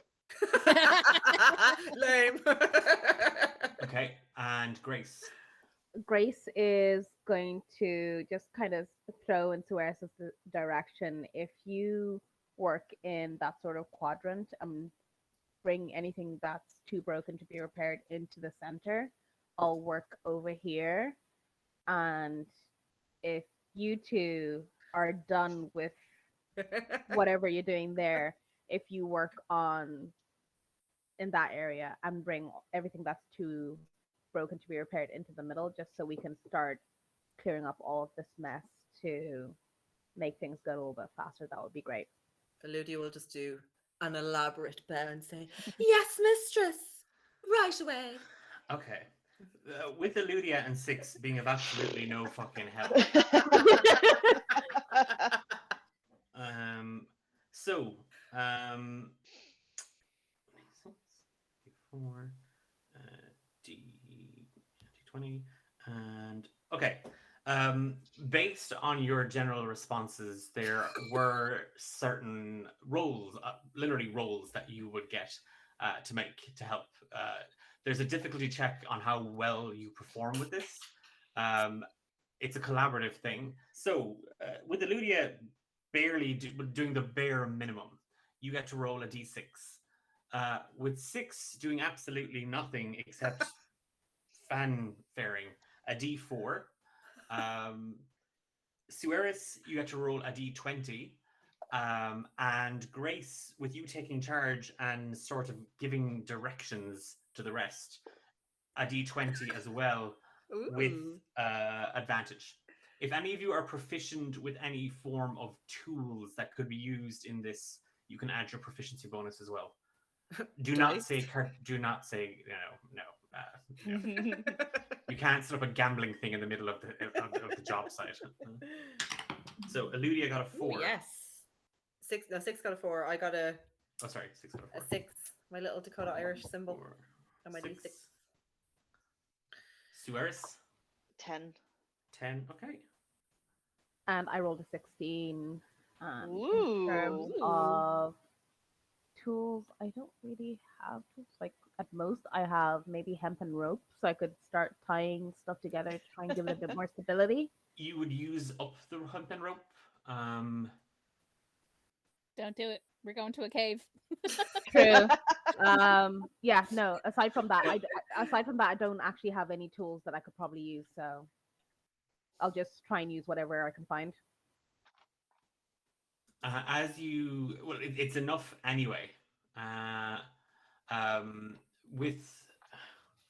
With Suarez and Grace kind of taking charge on it, the other two doing the bare minimum or less, but at least being very good at making it look like they're doing something. You hit a 36, you needed a 30. Okay. You're welcome. So you. Sorry, but who rolled the max on their dice? I believe myself and Eilish rolled our maxes. Yes, you rolled max at being wasteful, lazy shits. That we looked hot doing it. Yeah, we did. Okay. That means you've kind of impressed the group. They've kind of warmed to you. So in general, your presence at camp, you'll find people are a little bit more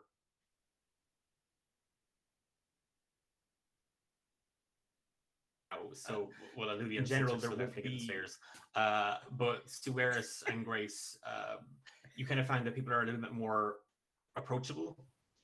And as you're kind of cleaning up, and Grace, with you kind of giving clear directions as to if it's broken but repairable, put it here. If it's broken and completely fucked, put it over there. And everybody kind of falling in line with that and getting it done. The job goes well. Like it does go well, but you overhear a couple of people talking, and in the middle of it, you catch two things. First is there you all quite clearly see an Earth Ganassi kneeling down in absolute torrent of wailing as she grieves for her dead friend. A lot of people are, trying to pay comfort to her or give their sympathies, but many more are just trying to stay away from it. It's part and parcel of working this job, working in the mines anyway. But it's eventually she has to be escorted away by Deacon because she's not like she's moving now into kind of a hysterical kind of state. It's not conducive to her. It's not good for her. It's not good for people to be witnessing it. It's out in the open. The body is moved to the healing unit and she's taken with them. So are Garjok and Arbuckle. And as people are kind of talking and working, Grace, you roll the highest, so you can roll the d4. So this determines what you learn, what you overhear in all this. Oh. Okay. And 3 of these are useful. One of them is stupid. Which Great. one are we going to get? So I got a 4. Well, you got the stupid one. God fucking damn Ah, it. Who's having sex now? So a couple of the miners, there's 2 gnomes and 2, like a man and a woman, male and female gnome, and then a guard. She looks like a tiefling, but the horns on her head are kind of 2 little bumps, more so than anything else, and she has sort of a pale flesh color to her, but she says she's a tiefling, so she is a tiefling. They're talking, and after Edie and her friend have been moved, they're the conversation gets a little bit like they're trying to kind of think it up, and the tiefling is she's privy to a bit of gossip. She saw something that nobody else seems to have taken notice of, or nobody overheard. Before Garjok was carted off to the healing hut in complete hysterics and with the rush of adrenaline, Gladys proposed to him.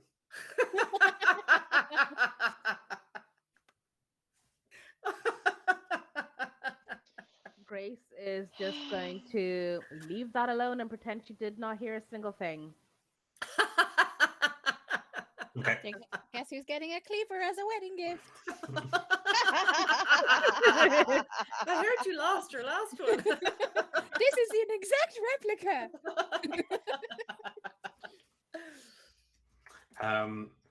With that, everybody's eyes kind of fall on the mess hall and the kitchen and the damage that's been done to it, and it is extensive. Mhm.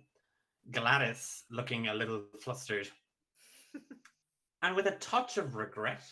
Oh no. Did she have a ring, Declan? No, she doesn't. She's Oh.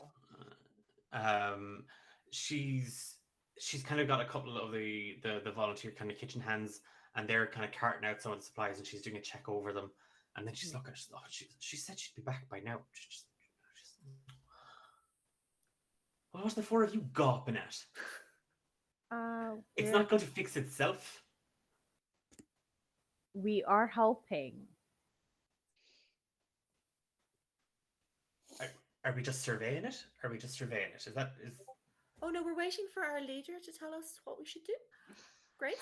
Again, split the room into 4 quadrants. Anything that's usable, move it into the pile on the right. Anything that's not usable, move it to the pile on the left. And Gladys, I'm sure you can sort out the kitchen. I'm pretty sure you don't want us rooting around back there.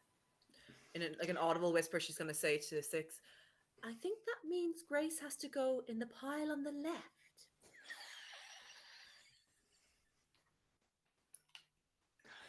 Do you see those 2? She points at Eludia and 6. Unfortunately, yes. I don't want either of those 2 near my fucking kitchen or the mess hall. Well, if they show up there and use all the force you need.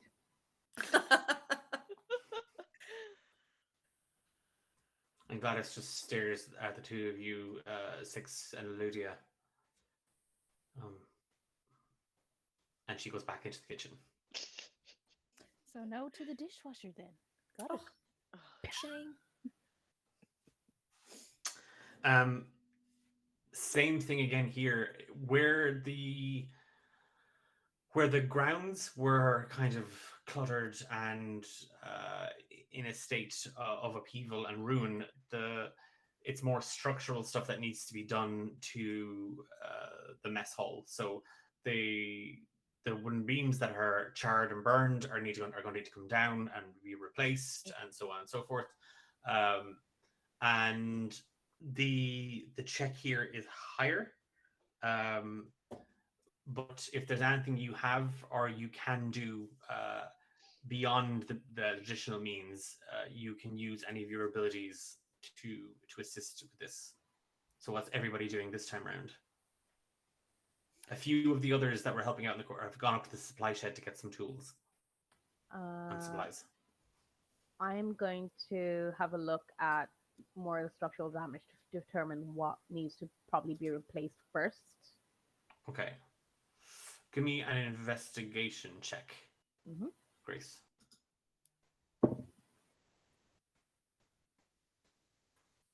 $14. One of the support beams it kind of caught most of the fire damage. Okay. And it's of the damage done to the mess hall, that is probably the most severe and the most prominent, and kind of the one that needs to be addressed sooner rather than later. Taking it out and replacing it isn't going to be an easy task. Okay. I'm because you've spotted it, I'm going to reduce the difficulty by 3. Yay. I'm going to just kind of lightly run my hand down the chart surface and just put an X in front of it, so when people start coming in, I can just point them to the right beam. Okay. Suarez?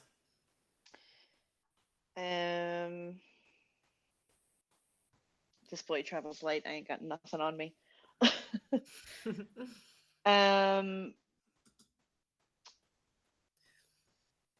Yeah, so is it, I'm imagining like the, I guess, canvas, whatever the tent is actually made out of, isn't doing too well either.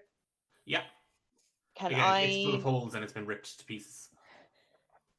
Can I go, I guess, see if there's anything sort of spare or scraps that I can put together to kind of patch it up? You can follow the other group that are going up to the supply shed Okay. to see if there's anything up there that you might be able to use. Yeah, certainly. If you want to give me your own investigation check just to see if you spot anything while looking for it. Eludia and 6. I have the alchemist. What is it? Tinker's tools. But I don't. It doesn't tell me what's in it.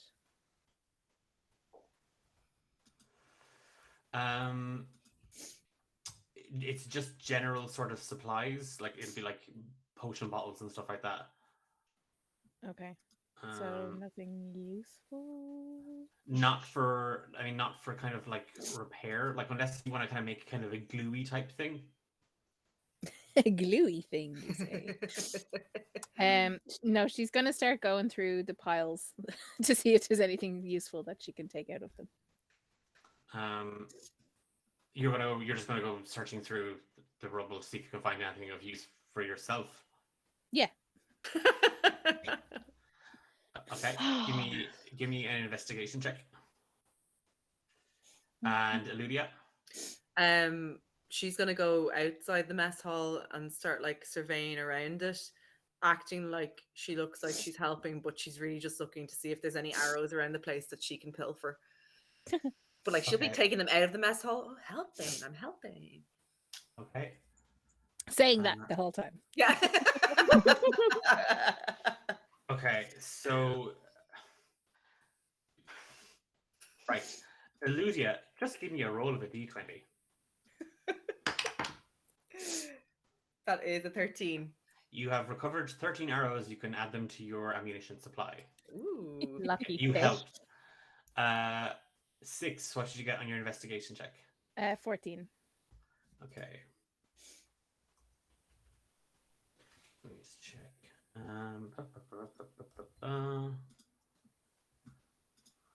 have a thing here. 14. Roll a d12 for me, 6. Oh god. 5.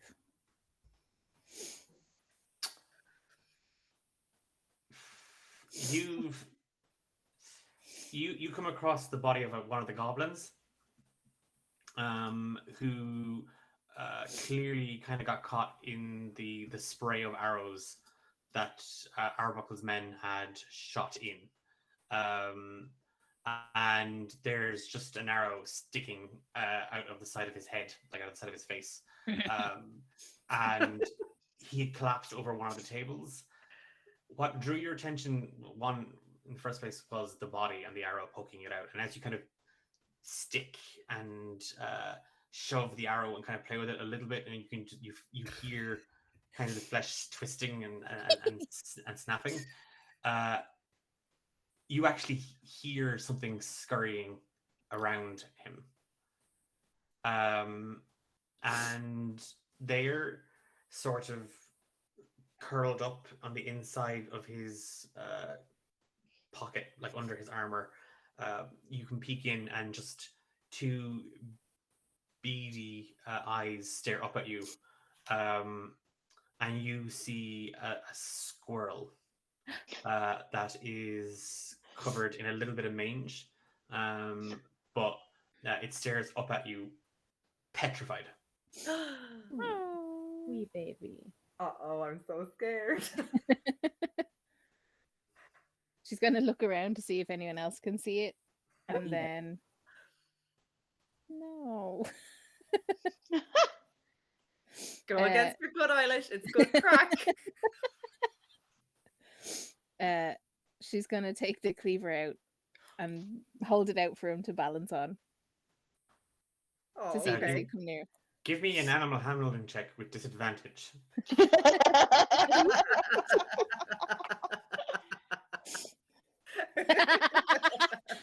4.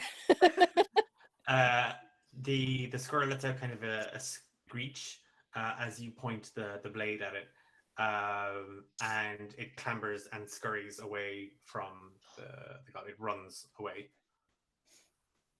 You find nothing else of use in the as you're looting through it. Suaris, what did you roll for in the supply shed? You don't see anything large enough to cover the roof. Like there isn't kind of a tarp large enough, but you find a couple of sheets that would have been used, like waterproof, oil-soaked blankets that have been thrown over like the roofs if there was a leak in any of the huts. You find a couple of those and you bring them with you in the hopes that they might be of use. I'll reduce the roll a d4 for me, Suaris, and I'll see. 3. Okay, I'll take another 3 off the difficulty. Okay, with that, with your kind of with as much preparations as you can make, we're doing the same thing again, and we're assigning roles to you all. Eludia and 6, a d4 each, because you are self-serving. I'm de-arrowing the mess hall. And I'm clearing Suaris- out the vermin. I mean, that's Another what You you can four. do. take Yes, I take And- myself out. Suaris and Grace, you As it should you be. can both roll d20s. Rude. Nerds. Lovely average 2 for Misha. I got 15. I got 4. I'm sorry. Let him decide down. Wow. With a 25, you don't make the check. Damn. So on that, the 4 of you and the group that are kind of helping, you're kind of doing your best to kind of patch it up. And Gladys comes round out of the the kitchen, and she has she has a pot. She's holding it, kind of, she's kind of got two kind of cloths holding the handles of it, and there's a pungent aroma of coffee. Ooh. And she's looking out at the state of the mess hall. It looks fucking worse than when they raided. Gladys, What? we're doing our best. What, is your best trying to knock down me kitchen? Is that it? No, we're trying to salvage as much of your kitchen as possible. If you give us a chance, maybe we'll be able to do more than just standing here getting criticized. Oh, well, you could do like that one, and she points back at Six, who's just standing there. You could just stand there and do nothing like that one. Would you prefer I did stand there and do nothing? Oh. You'd probably be doing less damage to the mess hall. Do you know what, Gladys? I'm trying to help you, so that's what I'm gonna do, and ignore you. And Grace is just going to like literally bite her tongue. You can see the muscles in her jaw just clench as she tries not to crack her own teeth. As so she doesn't tell this woman to go fuck herself.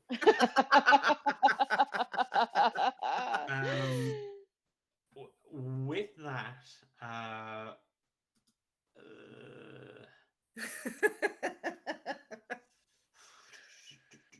Grace is going to be bridesmaid. No. I am cutting up that dress. I am. I tell you what, Grace, just because you kind of can, give me a persuasion check. Okay. Not trying to persuade nobody.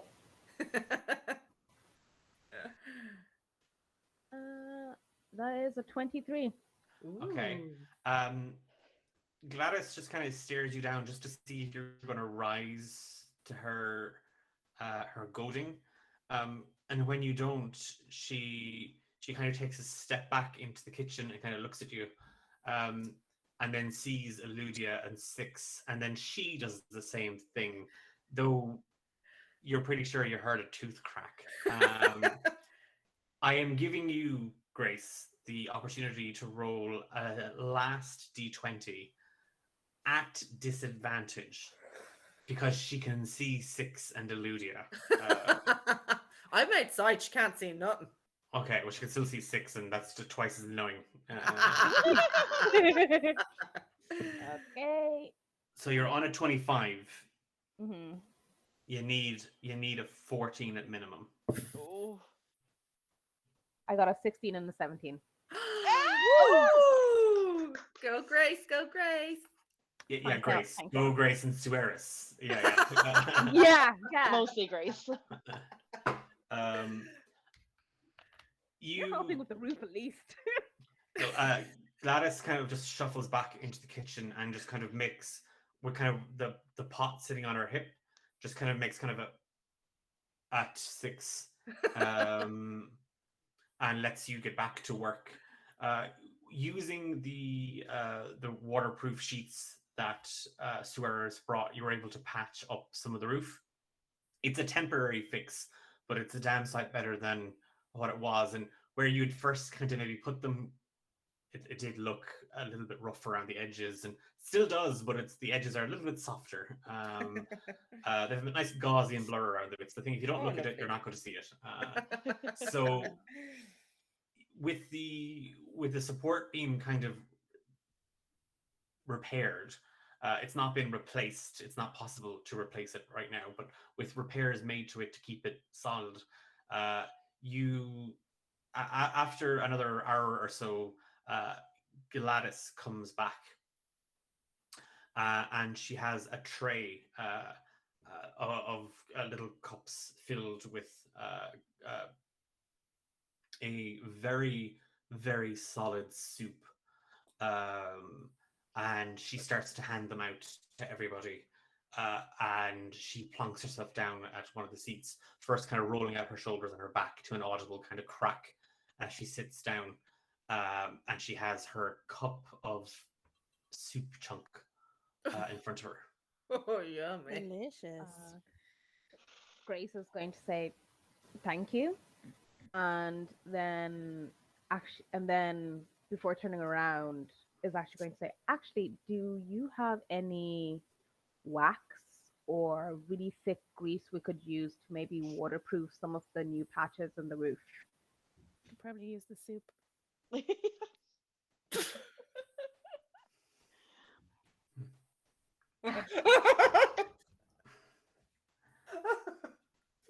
Anything I have, dear, is it's for the kitchen. And while I appreciate it, it's a good idea.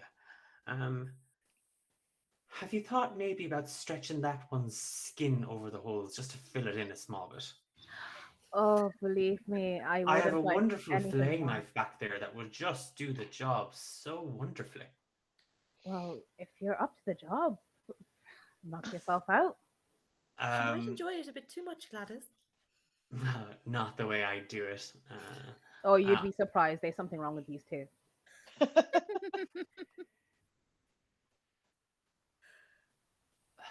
anyway, Suarez, give me a roll of a D4. 2. Okay. All of these are useful. Right, that was the thing. All 4 of these were useful. They weren't just slapped into the middle of it. Gladys kind of sits in a little bit to the chair and kind of leans into the table towards you, Suarez and Grace, and still keeping an eye on Six and Eludia.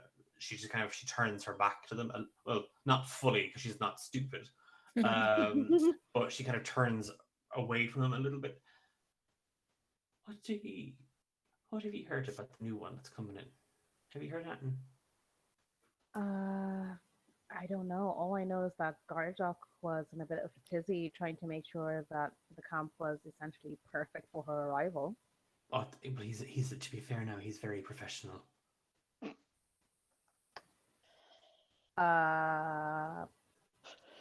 Grace is gonna bite her tongue. Again? Considering she's just gotten onto decent enough terms with Gladys to avoid saying, "Are we talking about the same Garjok?" But and she's gonna go, yeah, professional. Like, you know the way they're saying that she's a bit of a cave pup. Yes. Well, I don't think. Well, I mean, you saw the display outside. You know. Yeah, fairly powerful. Yeah. I just overheard. What's Garjok told me. She graduated top of her class in Mistian. Oh. This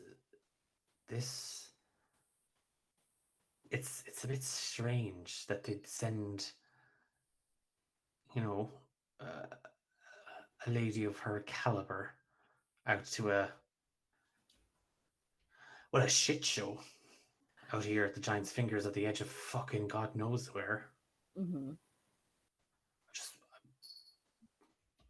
No, I'm not saying we can't trust her, but she might be new to the caves, but this lady isn't to be fucking messed with. Surely it wouldn't hurt to have a bit more education around here. I couldn't agree more with you, Master Suarez. It's about time this camp got elevated to heights of sophistication. And she just does a. Grace nods. Grace is just gonna think, I didn't even know you could spell that word, but okay. I'm thinking it. I'm not saying it. I'm thinking it. At some point, she's gonna see this on your face. Oh no, Grace's poker face is perfect.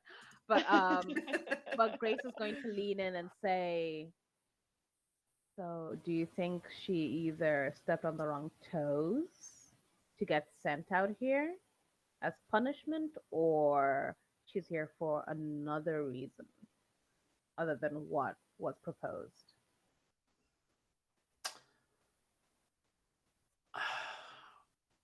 I don't know, but it like you know, Garjok has ambition, and he wants to go places, and he says this lady is well, she's got connections, so best we all do our jobs. And she looks over at Six and Ludia. Okay, so, well, if you hear anything else, please let us know. And same with us, if we hear anything that might be useful to you. And your soup. Yes, thank you. And Grace is actually just going to neck it, just Oh, choke it down. so I don't taste anything. Just Okay. It slides back your throat. Oh. It has it's warm, it's nice. But there's a rather strong aftertaste of egg yolk and fish. Oh. Oh. I'm not gonna think too much about it. Also, come back up. So, Oh. As the rest of you kind of stare at the soup in your cups, you hear kind of a commotion coming from outside. It's been a couple of hours, and you hear kind of people kind of cheering, and Gladys kind of steps up and she's like, oh, maybe she's back then. Maybe she's after getting the supplies. Oh well, I guess I owe Garjok a silver piece. And she kind of she adjusts herself and the apron around her, and then she kind of hoofs the kind of the pants out of her as well, a small bit, and she gets up and she's like, and she heads off outside. What a catch. Oh, Gladys. lov- Never change. Lovely. Never change. The four of you following suit. Yes. A lot yes. of the other people that were helping with the repairs have also fallen out or have already headed out before Gladys. Yeah. You step out to find that dusk has kind of settled in, and dusk here means it's basically night. It's just not 100% dark yet. Mhm. There's a smaller fire than usual burning in the middle of the campgrounds, and a lot of people have kind of gathered around it, and you can kind of hear people like, I can't believe it.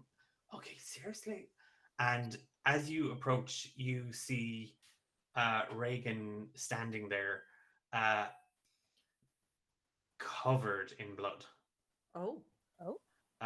She has two bags. She's clutching two bags in one arm, and the skin of a saber-toothed tiger in the other.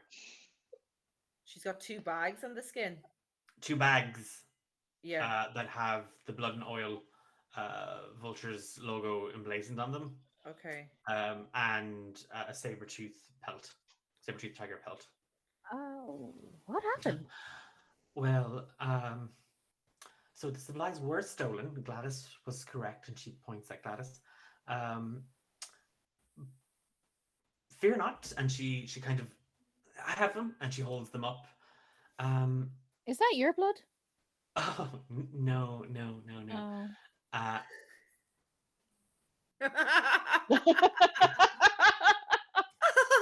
My cousin's so funny. Excuse me? Don't mind them. Please was continue. I killed this saber-toothed tiger. It's actually quite funny. The goblins who stole our supplies, well,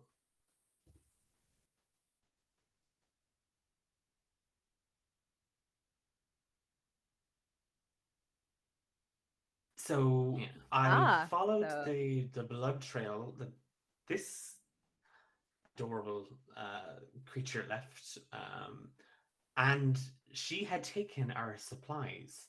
Now she has ravaged a good chunk of the cured meats, not all of it. Not all of it. Yes, that's what I said. I don't understand. Oh, tell us how you killed it.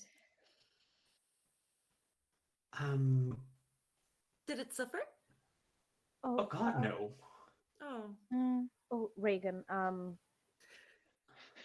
maybe spare the details, especially around these two. They take a little bit too much joy in what most people with a bit more delicate sensibilities consider as macabre. Grace, you're so funny. She's so funny.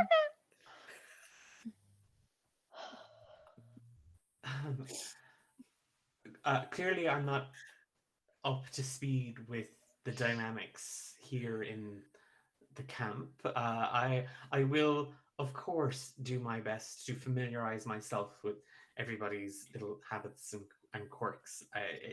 It'll take me a couple of days. But let me. I haven't really had the chance. It was a bit of a mess when we got here, and I do really appreciate everybody's efforts. Um, this this is a job.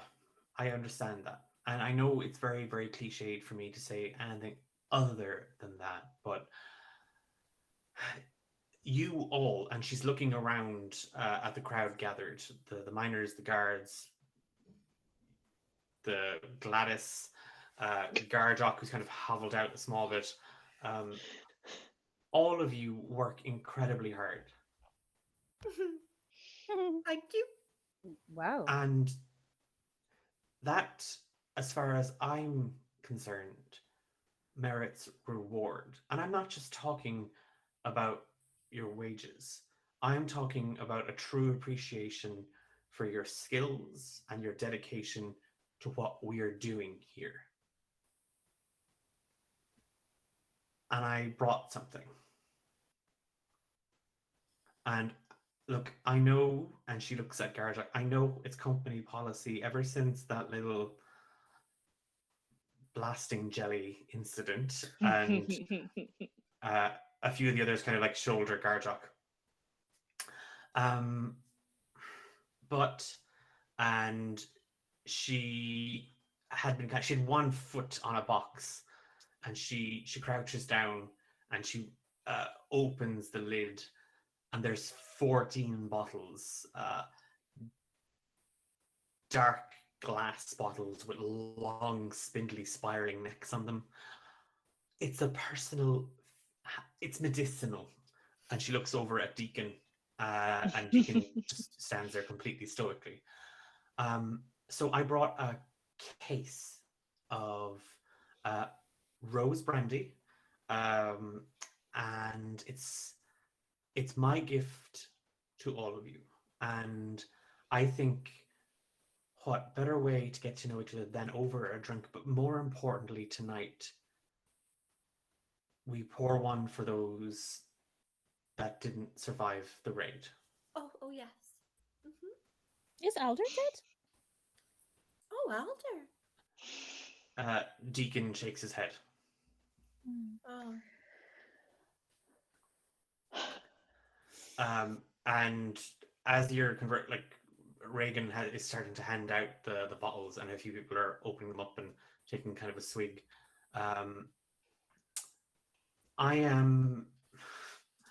don't think it's fair to say overly enthused with all that's happened today, but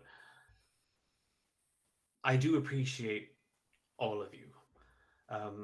I've sent one of the guards to the village to inform him as to Mr. Fitzmaul and those that escaped to be on the lookout.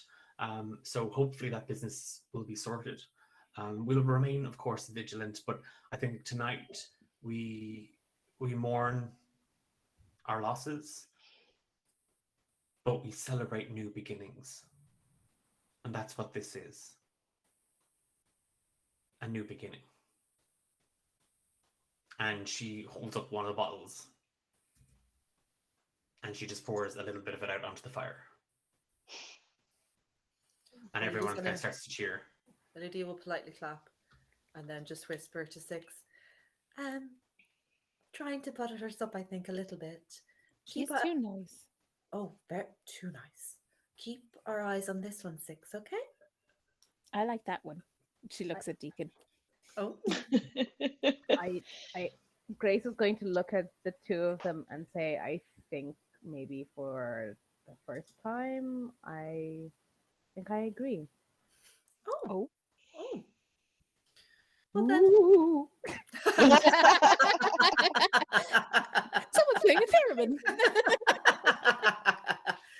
Well then, we had best have each other's backs, Grace, no? I'll have your back if you don't stab mine.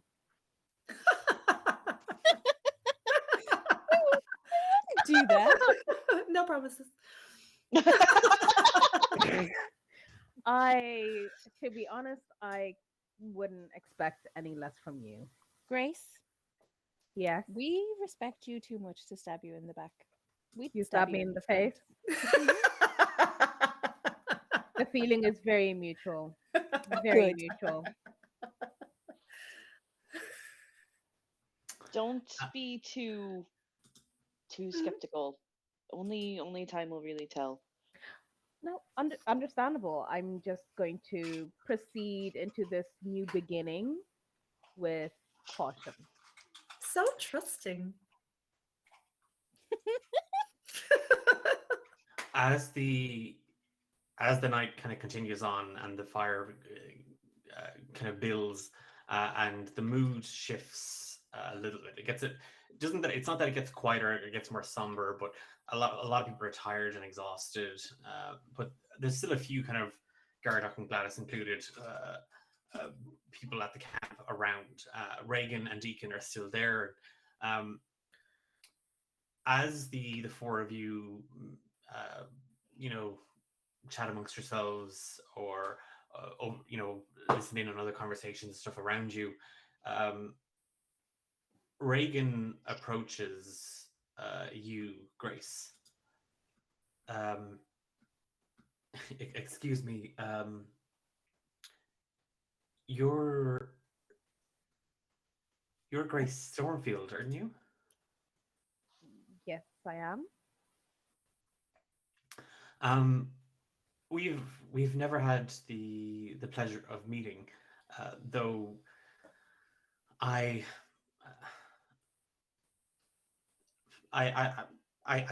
know people who know your people. It's quite strange. I'm sorry. I'm just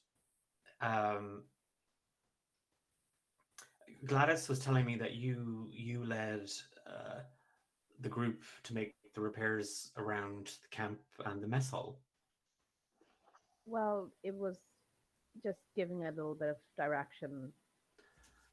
No, I understand, but it's not that simple, Grace. It's you got these people to do something. You got them to work together. That's what I'm looking for. And how did you say you knew my people? My family, the Moretz, they deal in antiquities, books, tomes, stuff like that. I believe my late husband knows, or he knew your husband. And your husband's name was? Eris Moret. Give me a wisdom saving throw. Oh.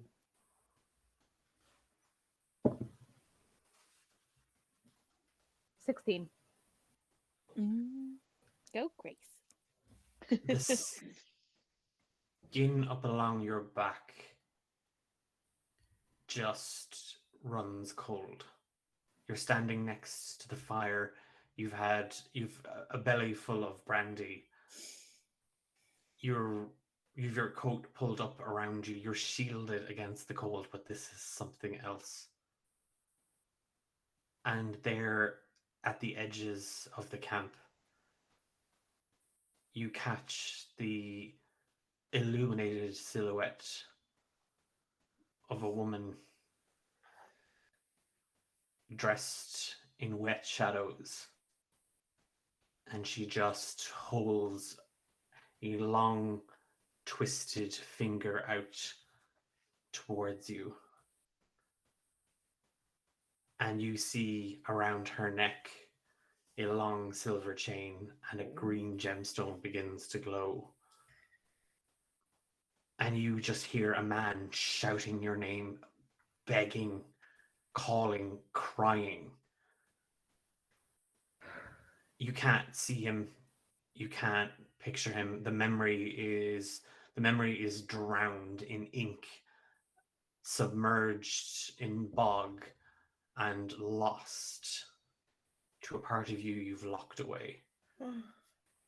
But you know the man who cried out, who called for your aid, was Eris Moret.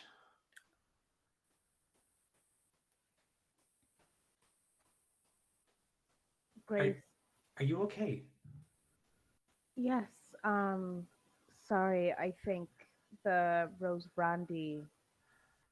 Don't talk about us. I don't think it's mixing well with the soup. Oh, But okay. And you said that's what you were looking for. I'm looking for someone like you, Grace.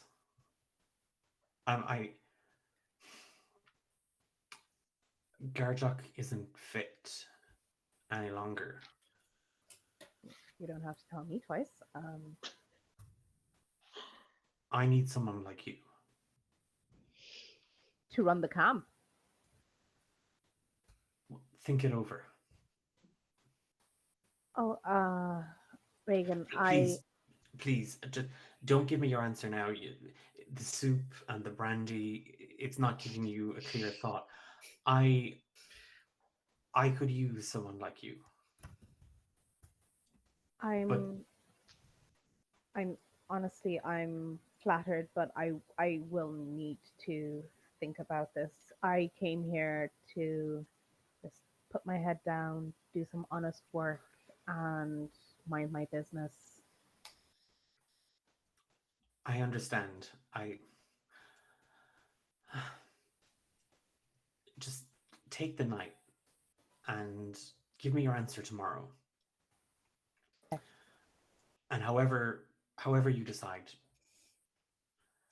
Grace, it won't change anything between us. And she smiles. That's reassuring to hear. Thank you. And she smiles at you, and she kind of gestures at the rest of the Of camp, course. and she walks away. Eludia and Six, you've been trying to poke at Deacon to get him to say or do anything. He didn't respond until Sueris kind of came into his eye line, and he just walked between the two of you without apology, without excuse, and straight up to you, Sueris. Rude. So rude. Good evening, sir. My apologies. And he takes the hood off. And you see he unclasps the mask from the back, and just this tangle of wiry white and grey hair kind of falls loose, just little strands of it. His hair has been tied up into a top knot, tight to his head.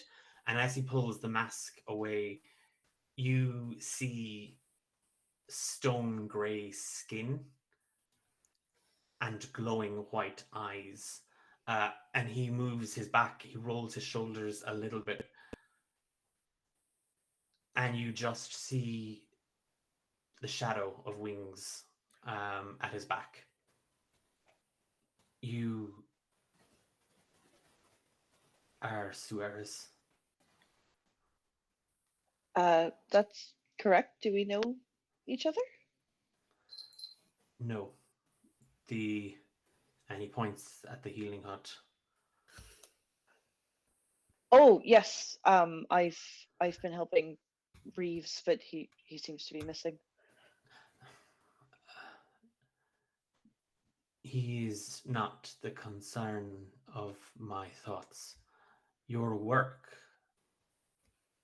with the half-elf, it's very good. Oh, it's nothing, just simple care.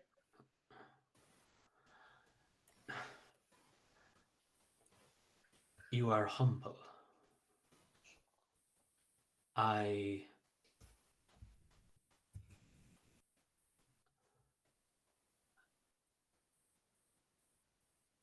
Good night, Master Suarez. Good night, Mr. Deacon. Daddy, give him his correct term. His correct title. Good night, He Mr. Daddy Deacon. He turns to walk away, and he just moves back towards kind of the healing hut. He doesn't look over his shoulder. He doesn't pay either Eludia or Six any heed at all whatsoever. The entire time, like, and now that the kind of the crowds are kind of beginning to dwindle, Grace, as you've kind of standing there, kind of like mulling over what Reagan has said and what you saw and what you heard, you occasionally catch her eye across the camp. Wherever she is at any moment, when you find her, Mhm. her eyes are on you. And how is she looking at me? With a kind of a soft smile. Like, Her, as- yeah, no, carry on. it's that thing where she looks up and she sees that you're looking at her, and there's a smile on her face, and it's not a grin, it's not a grimace, it's a soft smile. It's like just the corners of her mouth are slightly curled, but her eyes are illuminated by the bonfire. And you only see rage. And we will leave verse 2, Skin and Bone there. We're back to our normal schedule on Thursday, so that's the 28th of April. Same time for verse 3, Eyes Aglow. Ooh. I am Declan. I have been your dungeon master, and I've been the luckiest dungeon master with, I think it was 6 nat 20s in a session. You've used all your luck, Dave. It's all gone. Yeah, Hopefully. we'll see about that. I have been joined by Eilish as Six, Fiona as Eludia, Amber as Suarez, and Tendai as Grace Stormfield. Thank you so much for joining us. We are D8 Dungeon, a collective of Irish tabletop role-playing gamers who just love telling stories and having fun and freaking each other out a little bit. You can catch us every second Thursday here on Twitch with Saving Grace. Our other stream, Rise of the Forsaken, is moving to Mondays. So Monday the 18th is our next episode, so Easter Monday. You can catch us live every second Friday. We have a podcast out called Romancing the Dungeon, and Saving Grace is part of that universe. Not as creepy, not as gory, not as gruesome as Saving Grace, but a rom-com, light-hearted adventure through trauma, tragedy, and love. See, I threw in the 3 buzzwords there at the end. And you can catch most of the gang around watching it. As always, thank you so much to chat for joining us. I hope you've had a blast. If you aren't already following the stream here on Twitch, give us a follow. The VODs will be up on YouTube in a couple of days. You can always watch back if you missed any of it. And I think is that everything? Have I done all the stuff? Oh, just to thank Louise for running the stream Thanks, in the Louise. background as well. And Oh, Rook and the Raven, don't forget. oh yeah, we'll just shout this out again. If you're looking to get your hands on some TTRPG accessories, if you'd like to take really detailed notes about your characters, or you're a DM who's mad for plotting out their entire campaign, then you need to check out the Rook and the Raven and their wonderful accessories. You can completely customize them to your heart's content. And if you go to the Rook and the Raven and you use the code D8 Dungeon, you will get a discount, and a portion of the sales will go to helping us and helping us create more content and art and new equipment and so on and so forth. And we have an awful lot coming out this year, and we, as always, are absolutely grateful and so thankful for all the support that you've given us over the last couple of weeks, months, and even years now, because this is running for years now. That's the thing we can say. Yeah. So without further ado, we will see you again in 2 weeks' time on the 28th for Saving Grace verse 3. Are we going raiding somebody? Are we going to raid somebody? Raid. Yeah, it's raid. Raid. Um, Yeah, we're doing it.